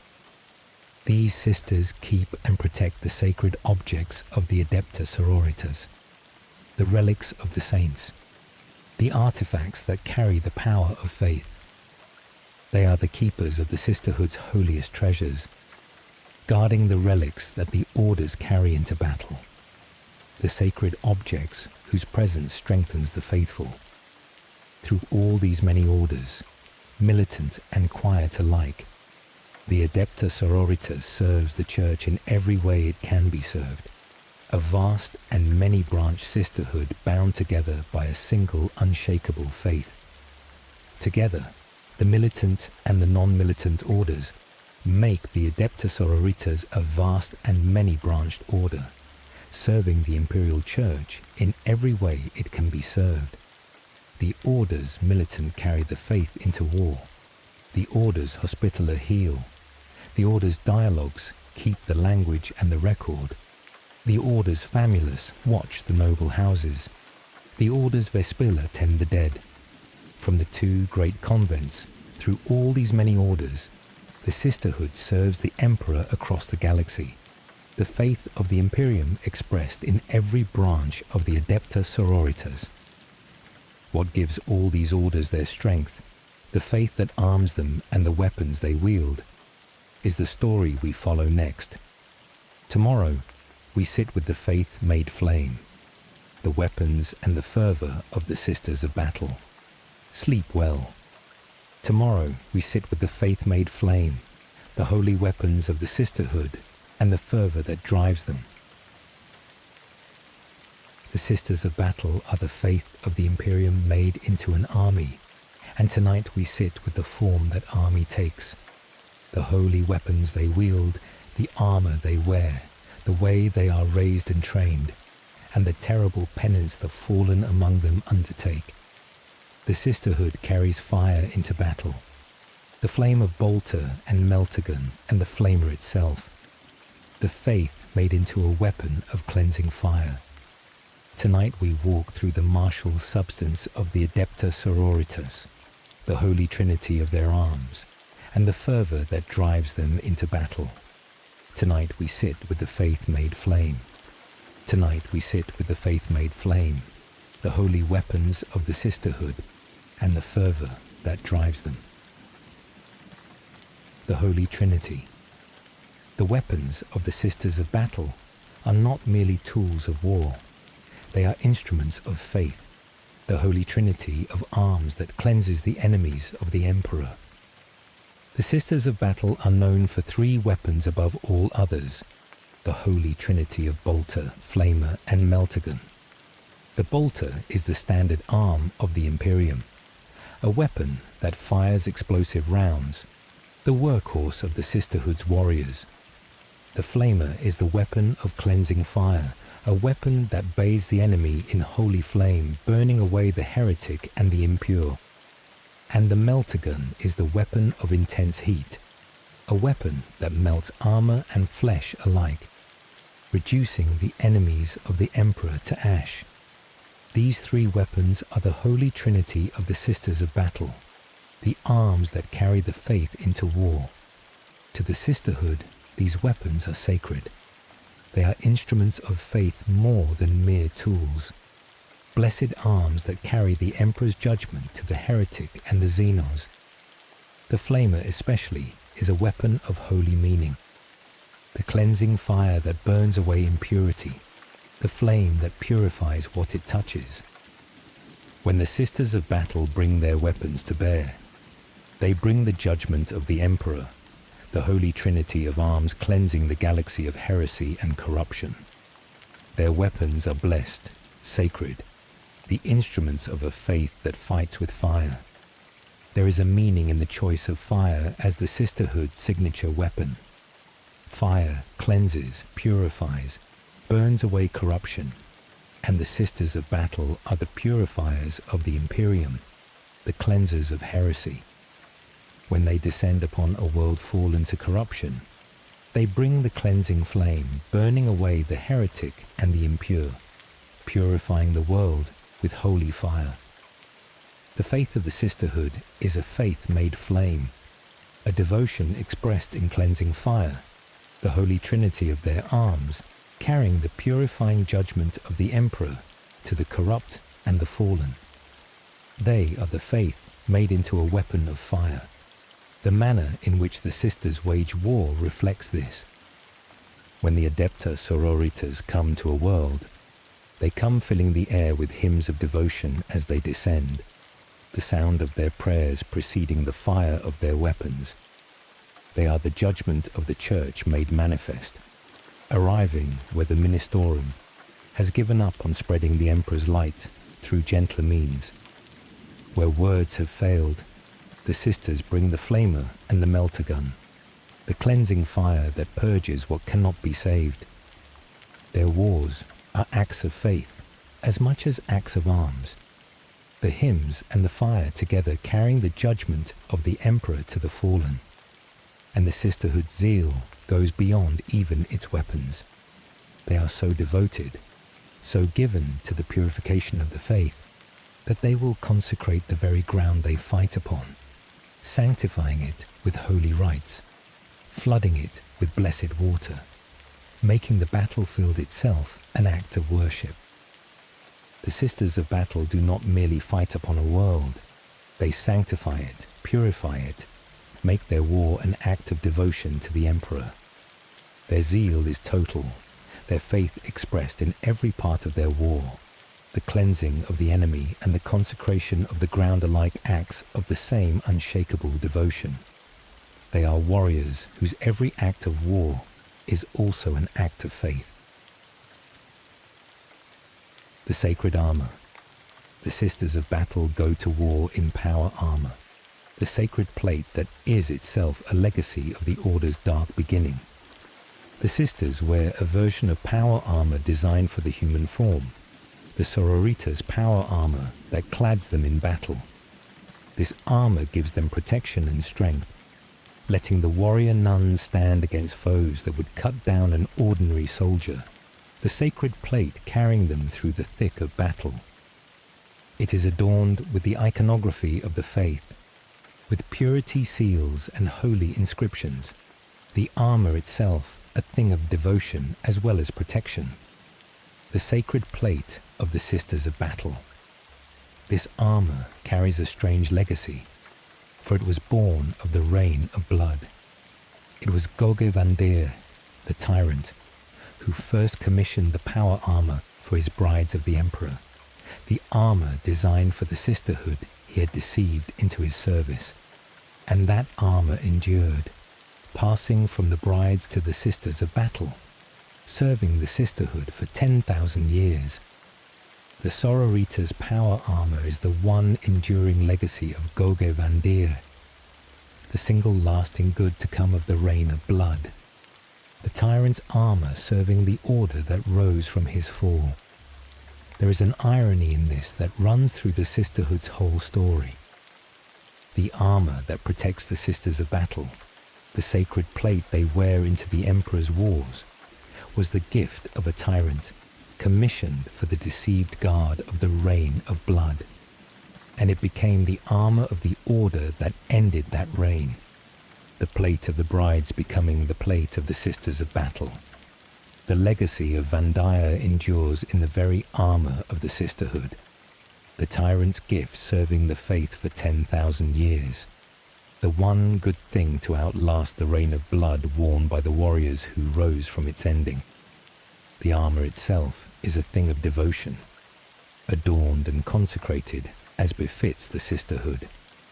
The sisters cover their plate with purity seals, with strips of scripture, with the iconography of the faith, the armour becoming a canvas of devotion, as well as a shell of protection. Every sister's armour carries the marks of her faith, the holy symbols and the blessed seals, the sacred plate transformed into an expression of devotion. To wear the armour of the Sisterhood is to wear the faith itself, the plate adorned with the marks of devotion, the protection of the body joined to the expression of the soul.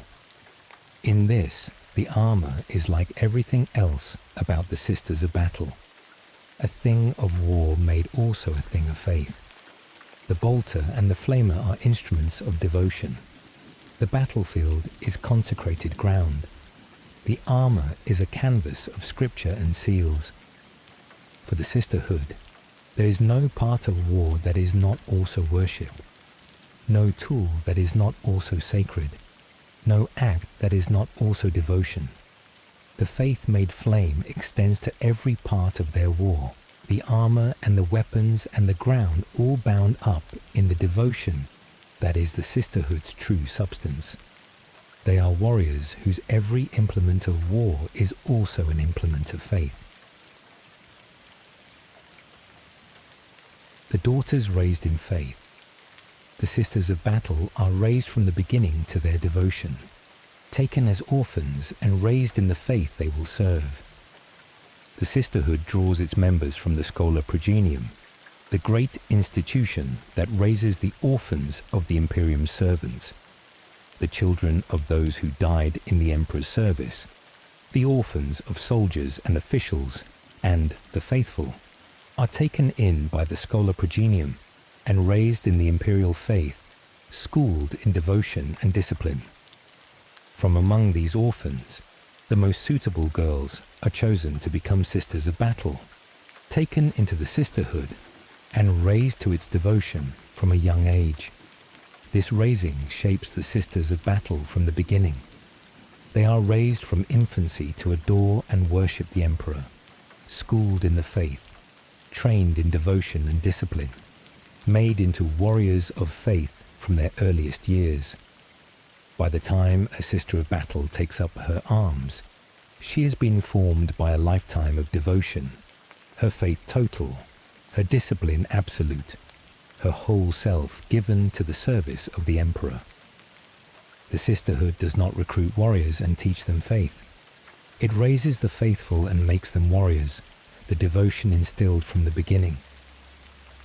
This lifelong raising is the root of the Sisterhood's fervour. The Sisters of Battle fight with a faith so total it can work miracles, and that faith is the fruit of a lifetime of devotion, instilled from infancy, deepened through years of discipline and worship. They are not soldiers who happen to be faithful. They are the faithful made into soldiers, their devotion the centre of their being from their earliest years. The raising in the Schola Progenium and the Sisterhood is what makes the Sisters of Battle what they are. Warriors whose faith is total, because it is the whole substance of their lives. The Schola Progenium itself is a great institution of the Imperium, the place where the orphans of the Emperor's servants are raised. When a soldier dies in the Emperor's wars, when an official perishes in his service, Their orphan children are taken in by the scholar progenium, raised in the imperial faith, schooled in devotion and discipline and service. From these orphans come many of the Imperium's most devoted servants, the officers of its armies, the agents of its institutions, and the warriors of the Sisterhood. The Schola Progenium is the nursery of the faithful, the place where the children of the fallen are made into the servants of the Emperor. For the girls chosen to become sisters of battle, this raising is the beginning of a life given wholly to the Emperor. They are taken into the Sisterhood, raised to its devotion, trained in its discipline, formed into warriors of faith over years of schooling and worship. By the time they take up their arms, they are the faith made flesh, women whose whole lives have been devotion, whose every year has deepened their faith, whose very selves are given to the Emperor. This is the foundation of the Sisterhood's fervour, the lifelong raising that makes the sisters of battle warriors of total faith, the devotion instilled from infancy and deepened through a lifetime of service. They are the faithful made into warriors, and their faith is the whole substance of who they are. The penance of the fallen. For those sisters who fall short, who sin against their order or their faith, there is a terrible path of penance, the road of the Sister Repentia. A sister who has failed, who has sinned against her order or the Emperor, may take the path of the Sister Repentia, the road of penance and atonement. The Sisters Repentia are stripped of their power armour, the sacred plate taken from them, and sent into battle in penance, seeking to wash away their failures with the blood of the Emperor's enemies. They charge into battle without the protection of their armour, throwing themselves at the foe, seeking absolution through the fury of their penance. It is a path of atonement through battle, the fallen sister seeking to redeem her failure in the blood of the heretic. The path of the Repentia is one of redemption through martyrdom. The sisters Repentia charge fearlessly into battle, unarmoured, seeking to atone for their failures, and while it is possible for them to find absolution and return to their orders, redemption most often comes through death. The Repentia seek to wash away their sins with the blood of the enemy, and most often they find their absolution in martyrdom, dying in the penance they undertook. It is a hard path, a road of atonement that most often ends in death, the fallen sister redeeming her failure through a martyr's end. There is a darker engine of penance still, the most terrible of all. The penitent engines are war machines into which a condemned soul is wired, the penitent fused with the engine of penance, sent into battle as a living weapon. The condemned, seeking to atone for the gravest failures, are bound into these machines and hurled at the enemy, their penance now a thing of metal and fury. The penitent engines are among the most fearsome and terrible expressions of the Sisterhood's faith, the engines of penance carrying the condemned into battle as living weapons of atonement. The harshness of these practices says much about the Imperium the Sisterhood serves. This is a creed without mercy for failure, a faith that demands the fallen redeem themselves in blood, a world where atonement comes through suffering and most often through death. The path of the Repentia, the horror of the penitent engines, are products of the grim darkness of the Imperium, a setting where compassion is scarce and the demands of faith are absolute. The Sisters of Battle are devoted past any ordinary measure, and that devotion has a dark side, a harshness toward the fallen that matches the harshness of the galaxy they inhabit. And yet there is a tragic dignity in the penitent, whatever the cruelty of the system that produces them. The Sister Repentia, who charges unarmoured into battle, the soul condemned to the penitent engine, seek to redeem their failures the only way their harsh creed allows, giving everything to atone. Theirs is a terrible devotion, a faith so absolute it accepts even this, the fallen seeking absolution through the fury of battle and the gift of their own deaths. It is the darkest expression of the Sisterhood's creed, that failure must be redeemed in blood, and it shows how total and how harsh the faith of the Adepta Sororitas can be. What makes that faith more than fervour, the miracles their devotion can work, is the story we turn to next. Tomorrow we sit with the acts of faith, the miracles of the Sisters of Battle. Sleep well. Tomorrow we sit with the acts of faith, the battlefield miracles that mark the devotion of the Sisters of Battle. Here is the thing that sets the Sisters of Battle apart from every other force in the Imperium. Their faith does something.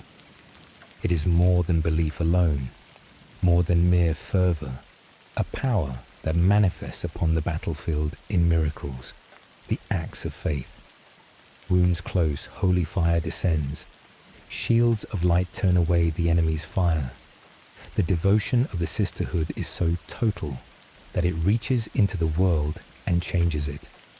Tonight we sit with the acts of faith, the miracles of the Sisters of Battle, and the holy relics and saints whose presence strengthens the faithful. Tonight we sit with the acts of faith, the battlefield miracles that mark the devotion of the Sisters of Battle. The faith that acts. What makes the Sisters of Battle singular is that their faith is not belief alone. It is a power that works miracles in the world. In the law of the Imperium, the Adepta Sororitas have a documented and observable ability to manifest miracles on the battlefield, the acts of faith. Their devotion is so total, so pure, so fierce, that it reaches beyond mere belief into the working of wonders. Where another army brings only its weapons, the Sisters of Battle bring their faith as a force in itself, a power that manifests in miracles, the acts of faith that turn the tide of battle. Their faith is not a thing of the heart alone. It is a power that acts upon the world. These miracles take many forms. Wounds that should be mortal close and heal in an instant, the faithful restored by their devotion. Bolts of holy fire descend upon the enemy, striking down the heretic and the Xenos with the Emperor's judgment. Shield-like auras of faith surround the Sisters, turning away the enemy's fire, the devotion of the faithful made into a shield of light. These are the acts of faith, the miracles the Sisters of Battle work upon the battlefield, the wonders born of a devotion so total it reaches into the world and changes it. The source of these miracles is the faith of the Sisterhood itself. In the grim universe of the Imperium, where the Emperor sits enthroned as a god, the total devotion of the Sisters of Battle draws something real from that faith, a power that manifests in the acts of faith.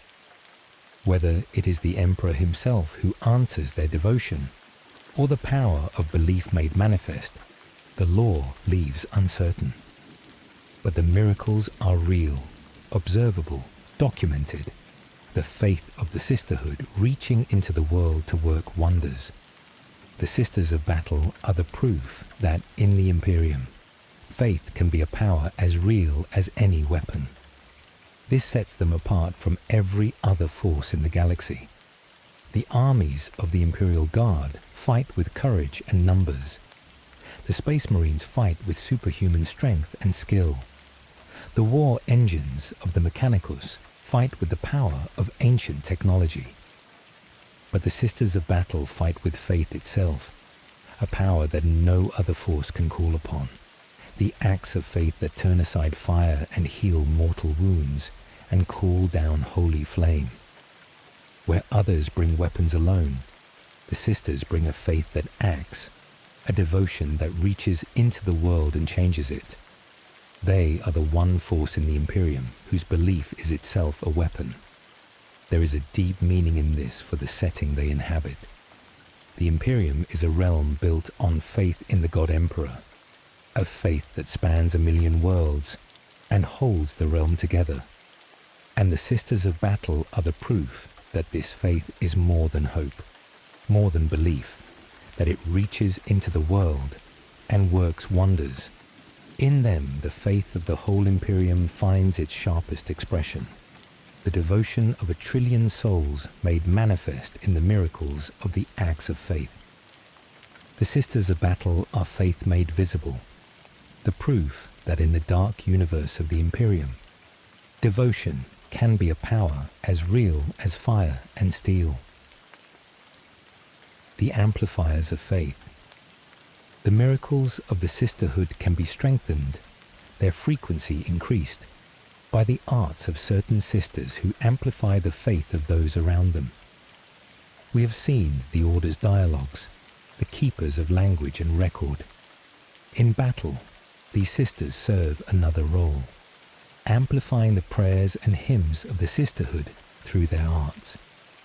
A dialogue sister raises the prayers of the faithful, carries the hymns across the battlefield, and in doing so increases the frequency of the miraculous manifestations, the acts of faith growing more potent and more common where the prayers are amplified.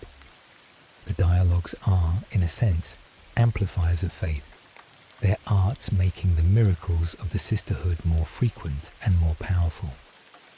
This reveals something important about the acts of faith. They are bound up with the prayer and the devotion of the Sisterhood, growing stronger where the faith is raised higher. The miracles are not random, not arbitrary.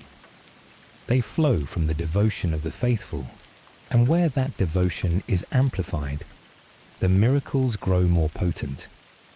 The prayers and hymns of the Sisterhood are the channel of the acts of faith, the devotion raised in worship reaching into the world to work wonders, the amplified prayer calling forth the miracle. There is a meaning in this that runs through the whole nature of the Sisterhood. Their faith is a power, and like any power, it can be focused, raised, amplified. The dialogues amplify the prayers, the relics of the saints strengthen the faithful, the rites of the Sisterhood raise the devotion that works the miracles. The acts of faith are the fruit of devotion, and the Sisterhood has learned to raise that devotion higher, to amplify the faith that works the wonders, to call forth the miracles through prayer and rite and relic. Their faith is a power they have learned to wield. The role of the dialogues in this is worth dwelling on, for it shows how the Sisterhood treats faith as a craft as well as a gift. A dialogue sister does more than carry the prayers. She shapes them, raises them, focuses the devotion of the faithful into a force that calls forth the miraculous. Through her arts, the hymns of the Sisterhood become more than song, the prayers more than words, the whole devotion of the battle line focused and amplified into a power that works wonders. The dialogues are the craftsmen of faith, the sisters who take the raw devotion of the Sisterhood and raise it into the acts of faith. This tells us that the miracles of the Sisterhood, wondrous as they are not beyond understanding or beyond cultivation. The sisters have studied their own faith, learned how it works, found the ways to raise and amplify it. They know that prayer calls forth the miracle, that the relics of the saints strengthen the faithful, that the amplified devotion of the dialogues increases the acts of faith. Their faith is a gift, but it is also a discipline, a power they have learned to understand and to wield. The Sisters of Battle are not merely the recipients of miracles, they are the cultivators of them, the warriors who have learned to raise their devotion into a power that changes the world.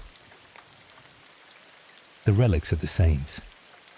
The faith of the Sisterhood is strengthened by the relics of its saints, the holy remains and sacred objects that carry the power of devotion. Among the holiest treasures of the Adepta Sororitas are the relics of its saints, the remains and the sacred objects of the great figures of the Sisterhood's history. These relics carry a power of their own, a holiness that strengthens the faithful who fight near them. the devotion of the saints reaching forward through their relics to aid the sisters of battle. The relics are not mere mementos.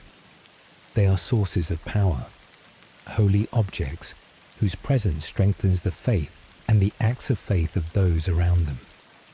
The greatest example is the relic of St. Catherine, one of the founding saints, the companion of Dominica, who was martyred in the early campaigns of the Sisterhood. Her remains are carried into battle in a great procession, the Triumph of St. Catherine, a holy convoy that bears the relics of the saint and the artifacts of the orders. The presence of Catherine's remains generates a measurable aura of faith, a holiness that strengthens the sisters who fight near it. The martyred saint reaching forward through her relics to aid the faithful. The Triumph of St. Catherine is a moving shrine of power, the relics of the martyr strengthening the acts of faith of the Sisterhood. This is the power of the saints reaching forward through their relics. The founding saints, the martyrs, the great figures of the Sisterhood's history are not merely remembered. Their relics carry their holiness into the present, strengthening the faithful, raising the devotion, amplifying the acts of faith. The sisters of battle fight in the company of their saints rather than alone, the relics of the holy dead reaching forward to aid the living, the faith of the martyrs strengthening the faith of those who fight in their name. The saints endure in their relics, their holiness a power that serves the Sisterhood across the ages. There is a beautiful idea at the heart of this, that the holy dead are never wholly gone from the Sisterhood. St. Catherine fell in battle long ages ago, and yet she fights still, her relics carried at the head of the triumph, her holiness strengthening the sisters who battle in her name. The founding saints, Dominica and her companions, endure in the relics and the traditions of the orders they founded. The martyrs of 10,000 years of war live on in the relics that strengthen the faithful. For the Sisterhood, the saints are a living presence, their holiness reaching forward through the ages to aid the warriors of the present. And this binds the Sisterhood across time into a single communion of faith.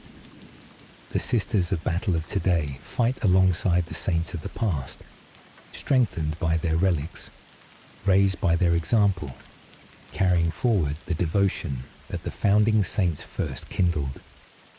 The faith that Dominica carried before the Golden Throne, the devotion that Catherine bore to her martyrdom, lives on in the sisters of the present, strengthened by the relics of those very saints. The Adepta Sororitas is a communion across the ages, the living and the holy dead bound together in a single unbroken faith. The saints of the past reaching forward to strengthen the faithful of the present. The relics are the thread that binds them, the holiness of the martyrs serving the Sisterhood for as long as it endures. The living saints. The greatest of all the acts of faith, the most extreme manifestation of the Sisterhood's devotion, is the living saint, a being raised by faith itself. Among the miracles of the Sisterhood, one stands above all others, the living saint. This is the most extreme manifestation of the acts of faith. A sister, or in rare cases another, raised up by what appears to be the direct intervention of the Emperor, wreathed in golden light, wielding power that rivals the mightiest beings of the galaxy. The living saint is faith made flesh, devotion raised to its highest pitch, a being whose holiness has made her something more than mortal. Where the ordinary acts of faith heal wounds or turn aside fire, the living saint is a walking miracle. The faith of the Sisterhood manifest in a single radiant being. The living saint appears in times of greatest need, manifesting when the faithful are most desperate, leading the armies of the Imperium to miraculous victories. Wreathed in golden light, wielding power beyond the mortal, the living saint is the Emperor's answer to the prayers of the faithful. Devotion raised so high, it calls forth a being of holy power. The living saints are the proof of what the Sisterhood's faith can become at its very highest. The acts of faith raised to their ultimate expression. Devotion made into a being of radiant power. To witness a living saint is to witness the ultimate act of faith, a miracle that walks and fights and leads.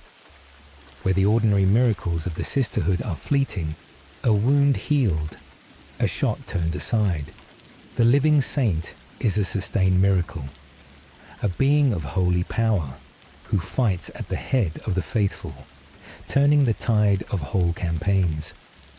Armies on the edge of defeat are saved by the manifestation of a living saint, the faithful rallying around the radiant being, the enemies of the Emperor scattered before her holy power. The living saint is faith made into a champion, the devotion of the Sisterhood raised into a being who can win wars. The living saint is also the clearest proof of what the Sisterhood believes about itself. The sisters hold that their faith is real, that their devotion reaches the Emperor, that he answers the prayers of the faithful, and the living saint is the answer made visible, a being raised by the Emperor's own intervention, wreathed in his golden light, sent to lead the faithful in their hour of greatest need. To the sisters of battle, the living saint is the Emperor reaching down to aid them, the proof that their faith is not in vain, that the God they serve is real and answers their devotion. The living saint is the Sisterhood's faith vindicated, the miracle that proves the truth of all they believe. These living saints are rare and wondrous, the highest miracle the Sisterhood's faith can work, and one among them stands above the rest, the most famous of all the living saints, a being who has manifested again and again across the ages, raised by faith, slain and resurrected, the eternal champion of the Sisterhood. Her name is Celestine, and her story is the story we will close with. The living saint who embodies all that the Adepta Sororitas means. For in Celestine, the faith made flesh, the devotion raised to holy power, the whole meaning of the Sisters of Battle finds its highest expression. Tomorrow, in the final part, we sit with Celestine, the living saint, and the meaning of the Adepta Sororitas. Sleep well. Tomorrow, in the final part, we sit with Celestine, the living saint, and what the Sisters of Battle mean in the end. Tonight, in this final part, we come to the highest expression of all that the Adepta Sororitas means, the living Saint Celestine, faith made flesh, devotion raised to holy power. She has died and returned again and again across the ages, raised by the Emperor's own light, the eternal champion of the Sisterhood. And in her story, in her sorrow and her endless service, the whole meaning of the Sisters of Battle finds its truest form. Tonight we sit with Celestine, the living saint, and with what the Sisters of Battle mean, a faith made physical, an order born of a loophole, a devotion that endures whatever it costs. Tonight, in this final part, we sit with Celestine, the living saint, and what the Sisters of Battle mean in the end. The living saint. Celestine is the most famous of the living saints, the eternal champion of the Sisterhood, faith made flesh and raised to holy power. Known as the living saint, Celestine has manifested in times of great need across the ages, leading the forces of the Imperium to miraculous victories. She is a being of holy power, wreathed in golden light, wielding strength that rivals the mightiest of the galaxy, the highest expression of the Sisterhood's faith, made into a single radiant champion. Where the ordinary acts of faith are fleeting wonders, Celestine is a sustained miracle, a living saint who walks and fights and leads, the devotion of the Sisterhood given form in a being of golden light. What sets Celestine apart even among living saints is her returning. She has died and returned again and again across the ages, raised each time by what appears to be the Emperor's own intervention. Slain in battle, she rises again, resurrected by the faith that sustains her, the eternal champion who cannot be kept dead. Celestine is the living saint who returns, the being whom death cannot hold, raised again and again to fight the Emperor's wars, the deathless champion of the Sisterhood manifesting whenever the faithful need her most. She does not come alone. At her side fight the Gemini Superior, her twin bodyguards, who are resurrected alongside her when she returns. The Gemini rise with Celestine, sharing in her deathless nature, fighting at her side through all her manifestations. Whether they are individuals in their own right, or echoes of Celestine's own faith made manifest, the lore leaves uncertain, a mystery woven into the nature of the living saint. The Gemini Superior are the companions of Celestine, raised with her, fighting beside her, sharing in the strange deathless existence of the living saint. Celestine has appeared at some of the darkest hours of the Imperium, manifesting where the need was greatest, leading the faithful to victories that seemed impossible. In the great catastrophes of the Imperium's history, when worlds fell and armies broke and hope seemed lost, the living saint appeared, wreathed in golden light, rallying the faithful and turning the tide. She is the champion who comes in the darkest hour, the living saint whose manifestation is itself a sign that the Emperor has not abandoned his people, that the faith of the Sisterhood has called forth aid in the moment of greatest need. To the faithful of the Imperium, Celestine is a figure of hope, the proof that the Emperor answers the prayers of the devoted. When she appears, the faithful see the hand of their God reaching down to aid them. The living saint, a sign of divine favor in a galaxy of endless darkness. She is a beacon in the grim dark, the golden champion who comes when all seems lost, the living proof that faith is not in vain. For a realm as beset and as hopeless as the Imperium, Celestine is a rare and precious thing, a manifestation of hope, the living saint, whose coming means the Emperor has not forgotten his people. Celestine's manifestations span the ages of the Imperium, appearing whenever the faithful face their darkest hours. She has led armies to victory in campaigns across the galaxy, turned the tide of wars that seemed already lost, rallied the faithful when all hope had failed. Wherever the need is greatest, wherever the darkness presses hardest, Celestine has manifested, the golden light of the living saint breaking the despair of the faithful, the eternal champion arriving in the hour of greatest need. She is the Sisterhood's answer to its darkest moments, the living saint who comes when she is needed most. In recent ages, in the time of the galaxy's greatest catastrophe, Celestine has manifested again, fighting in the darkest hour the Imperium has known. As the galaxy was torn and the enemies of the Emperor rose as never before, the living saint appeared once more, leading the faithful, fighting the darkness, the eternal champion rising again to meet the gravest threat. Celestine endures into the present darkness of the Imperium, manifesting still, fighting still, the deathless champion of the Sisterhood serving the Emperor in the latest and darkest of his wars. The weapon that is reforged. There is a deep sadness woven into Celestine's deathless existence, a sorrow at the heart of the living saint. Each time Celestine returns, she is slightly different, and she does not remember her resurrections clearly. She carries fragments of memory from her previous lives, pieces that do not always connect, the recollections of her past existences broken and incomplete. She is raised again and again, but each time she returns a little altered, her memories fractured, her sense of her own past uncertain. The living saint who cannot die also cannot remember in full. Her many lives a broken chain of fragments that will not join. There is a deep sorrow in this that the law handles with care. Celestine is no triumphant hero, no joyful champion glorying in her deathlessness.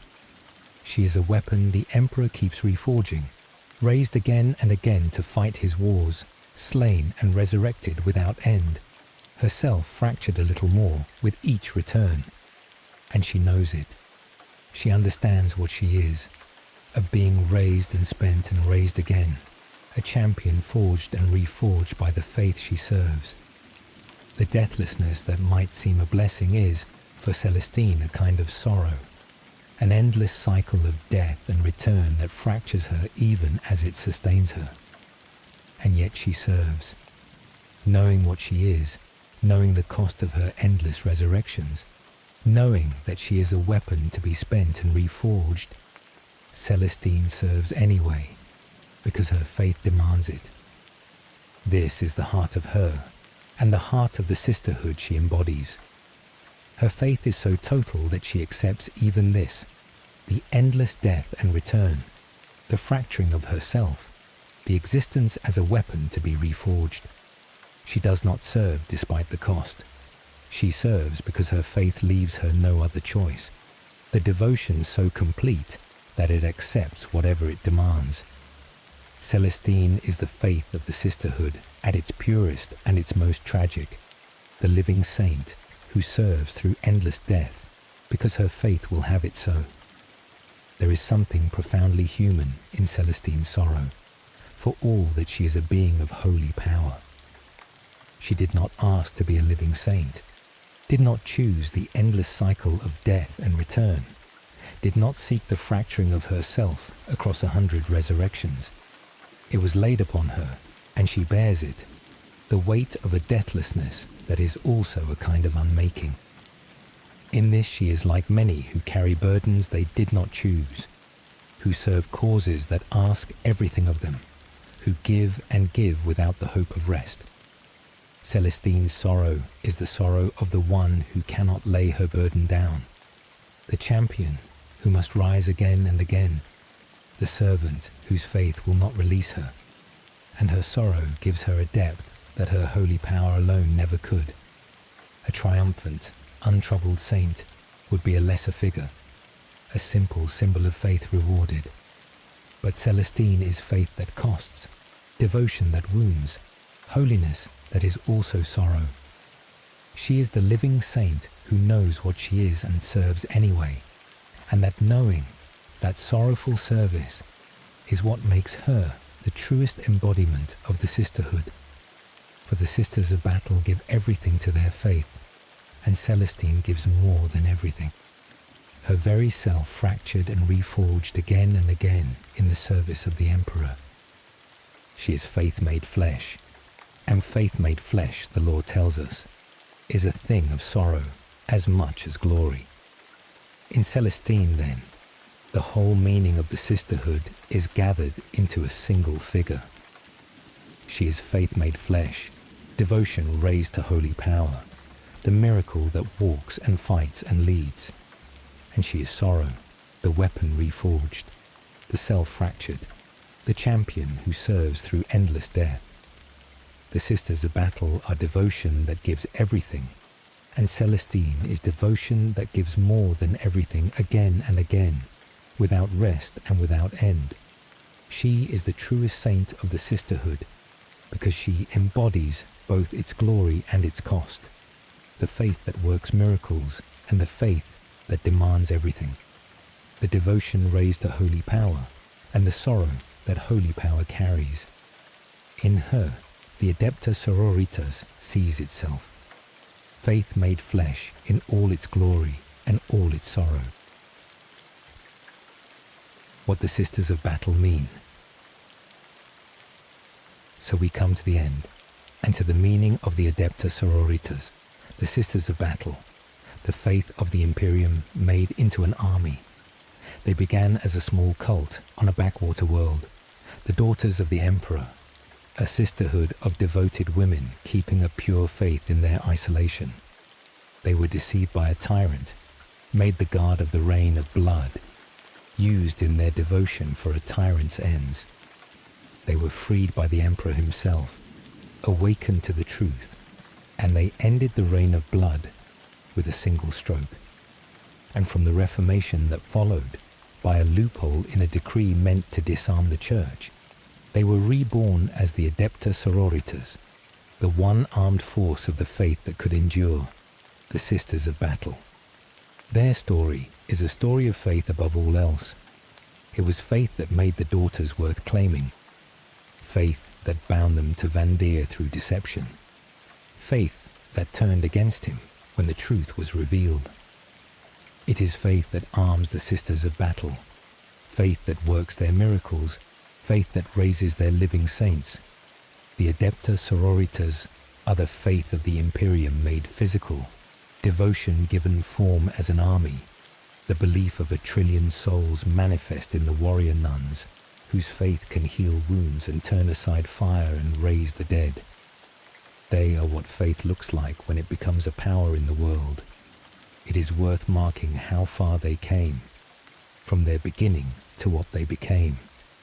They began as a small and unknown cult on a forgotten world, a sisterhood of devoted women who most of the Imperium had never heard of. And they became one of the great forces of the galaxy, the militant arm of the Imperial Church, the warrior nuns whose faith works miracles, the order that raises living saints. From a backwater cult to the holiest army of the Imperium, the daughters of the Emperor rose through deception and tyranny and reformation, through fire and revelation and a loophole, into the Adepta Sororitas. It is a long road, from San Leor to the present age, and the sisterhood walked all of it on the strength of its faith. And through all of it, the faith endured unbroken. It survived the deception of Vandire, the horror of the reign of blood, the breaking of the lie before the golden throne. It survived the Reformation, the founding, the 10,000 years of war that followed. Through deception and tyranny and endless war, the faith of the sisterhood held, the devotion that began with the daughters of the Emperor, enduring into the warrior nuns of the present age. The Sisters of Battle are the proof that faith can endure anything, the devotion that survived deception and tyranny and 10,000 years of war, the faith of the Imperium made into an army that has never wavered in all its long history. And there is a strange and beautiful irony at the very center of them, the thing that makes their story so singular. The Sisters of Battle, the holiest warriors of the Imperium, the faith made flesh, exist because of a technicality. A decree meant to disarm the Church forbade only men, and so an army of women endured. The purest expression of the Imperium's faith owes its existence to a loophole, a precise reading of a single word. There is something fitting in this, that the faith made physical should rest on so slender a thread, that the holiest army in the galaxy should be, at its root, a technicality given 10,000 years of devotion. The Sisters of Battle are faith and accident together, the holiest of warriors founded on the narrowest of loopholes. And there is a meaning in them that reaches past the law, into something any of us might feel. The Sisters of Battle are the figure of devotion that gives everything, of faith so total it becomes a power, of those who serve a cause with their whole selves and ask for nothing back. They are deceived and freed, used and redeemed, founded on an accident, and raised to a purity that works miracles. And in Celestine, their truest saint, they show us devotion at its most complete and its most costly. the faith that serves through endless sorrow, because it can do nothing else. There is something in this that speaks beyond the grim fantasy of the Imperium, the image of a faith that gives all, a devotion that endures whatever it costs, a service that asks everything and is freely given. Whatever one makes of their fervour, their harshness, their absolute and unyielding faith, the Sisters of Battle are a figure of total devotion, and there is a power in that figure that the law returns to again and again. They are what it looks like to give everything to a faith, to hold nothing back, to serve with the whole of oneself. In the dark universe of the Imperium, where so much is corrupt and cruel and compromised, the Sisters of Battle are a kind of purity, a faith that holds, a devotion that does not waver. Born of deception, founded on a loophole, raised to a purity that works miracles, they are the faith of the Imperium made flesh, and there is a strange and terrible beauty in what they are. This has been the entire timeline of the Adepta Sororitas, the Sisters of Battle, the faith of the Imperium made into an army, from the daughters of the Emperor on San Leor, through the deception of Goge Vandire and the Reign of Blood, through the audience at the Golden Throne and the fall of the tyrant, through the decree passive and the loophole that founded the order, through the convents and the Orders Militant, the holy weapons and the acts of faith, the relics of the saints and the miracles of devotion, and at the last, to the Living Saint Celestine, faith made flesh, the weapon reforged again and again, who serves through endless death, because her faith demands it. The Sisters of Battle are the faith of the Imperium made into an army, born of deception and tyranny and a loophole, raised to a purity that works miracles, the warrior nuns whose devotion is their strength and whose faith is their weapon, serving the Emperor across the galaxy for 10,000 years and more, told slowly, for the quiet between waking and whatever waits in the dark. Good night, my friend.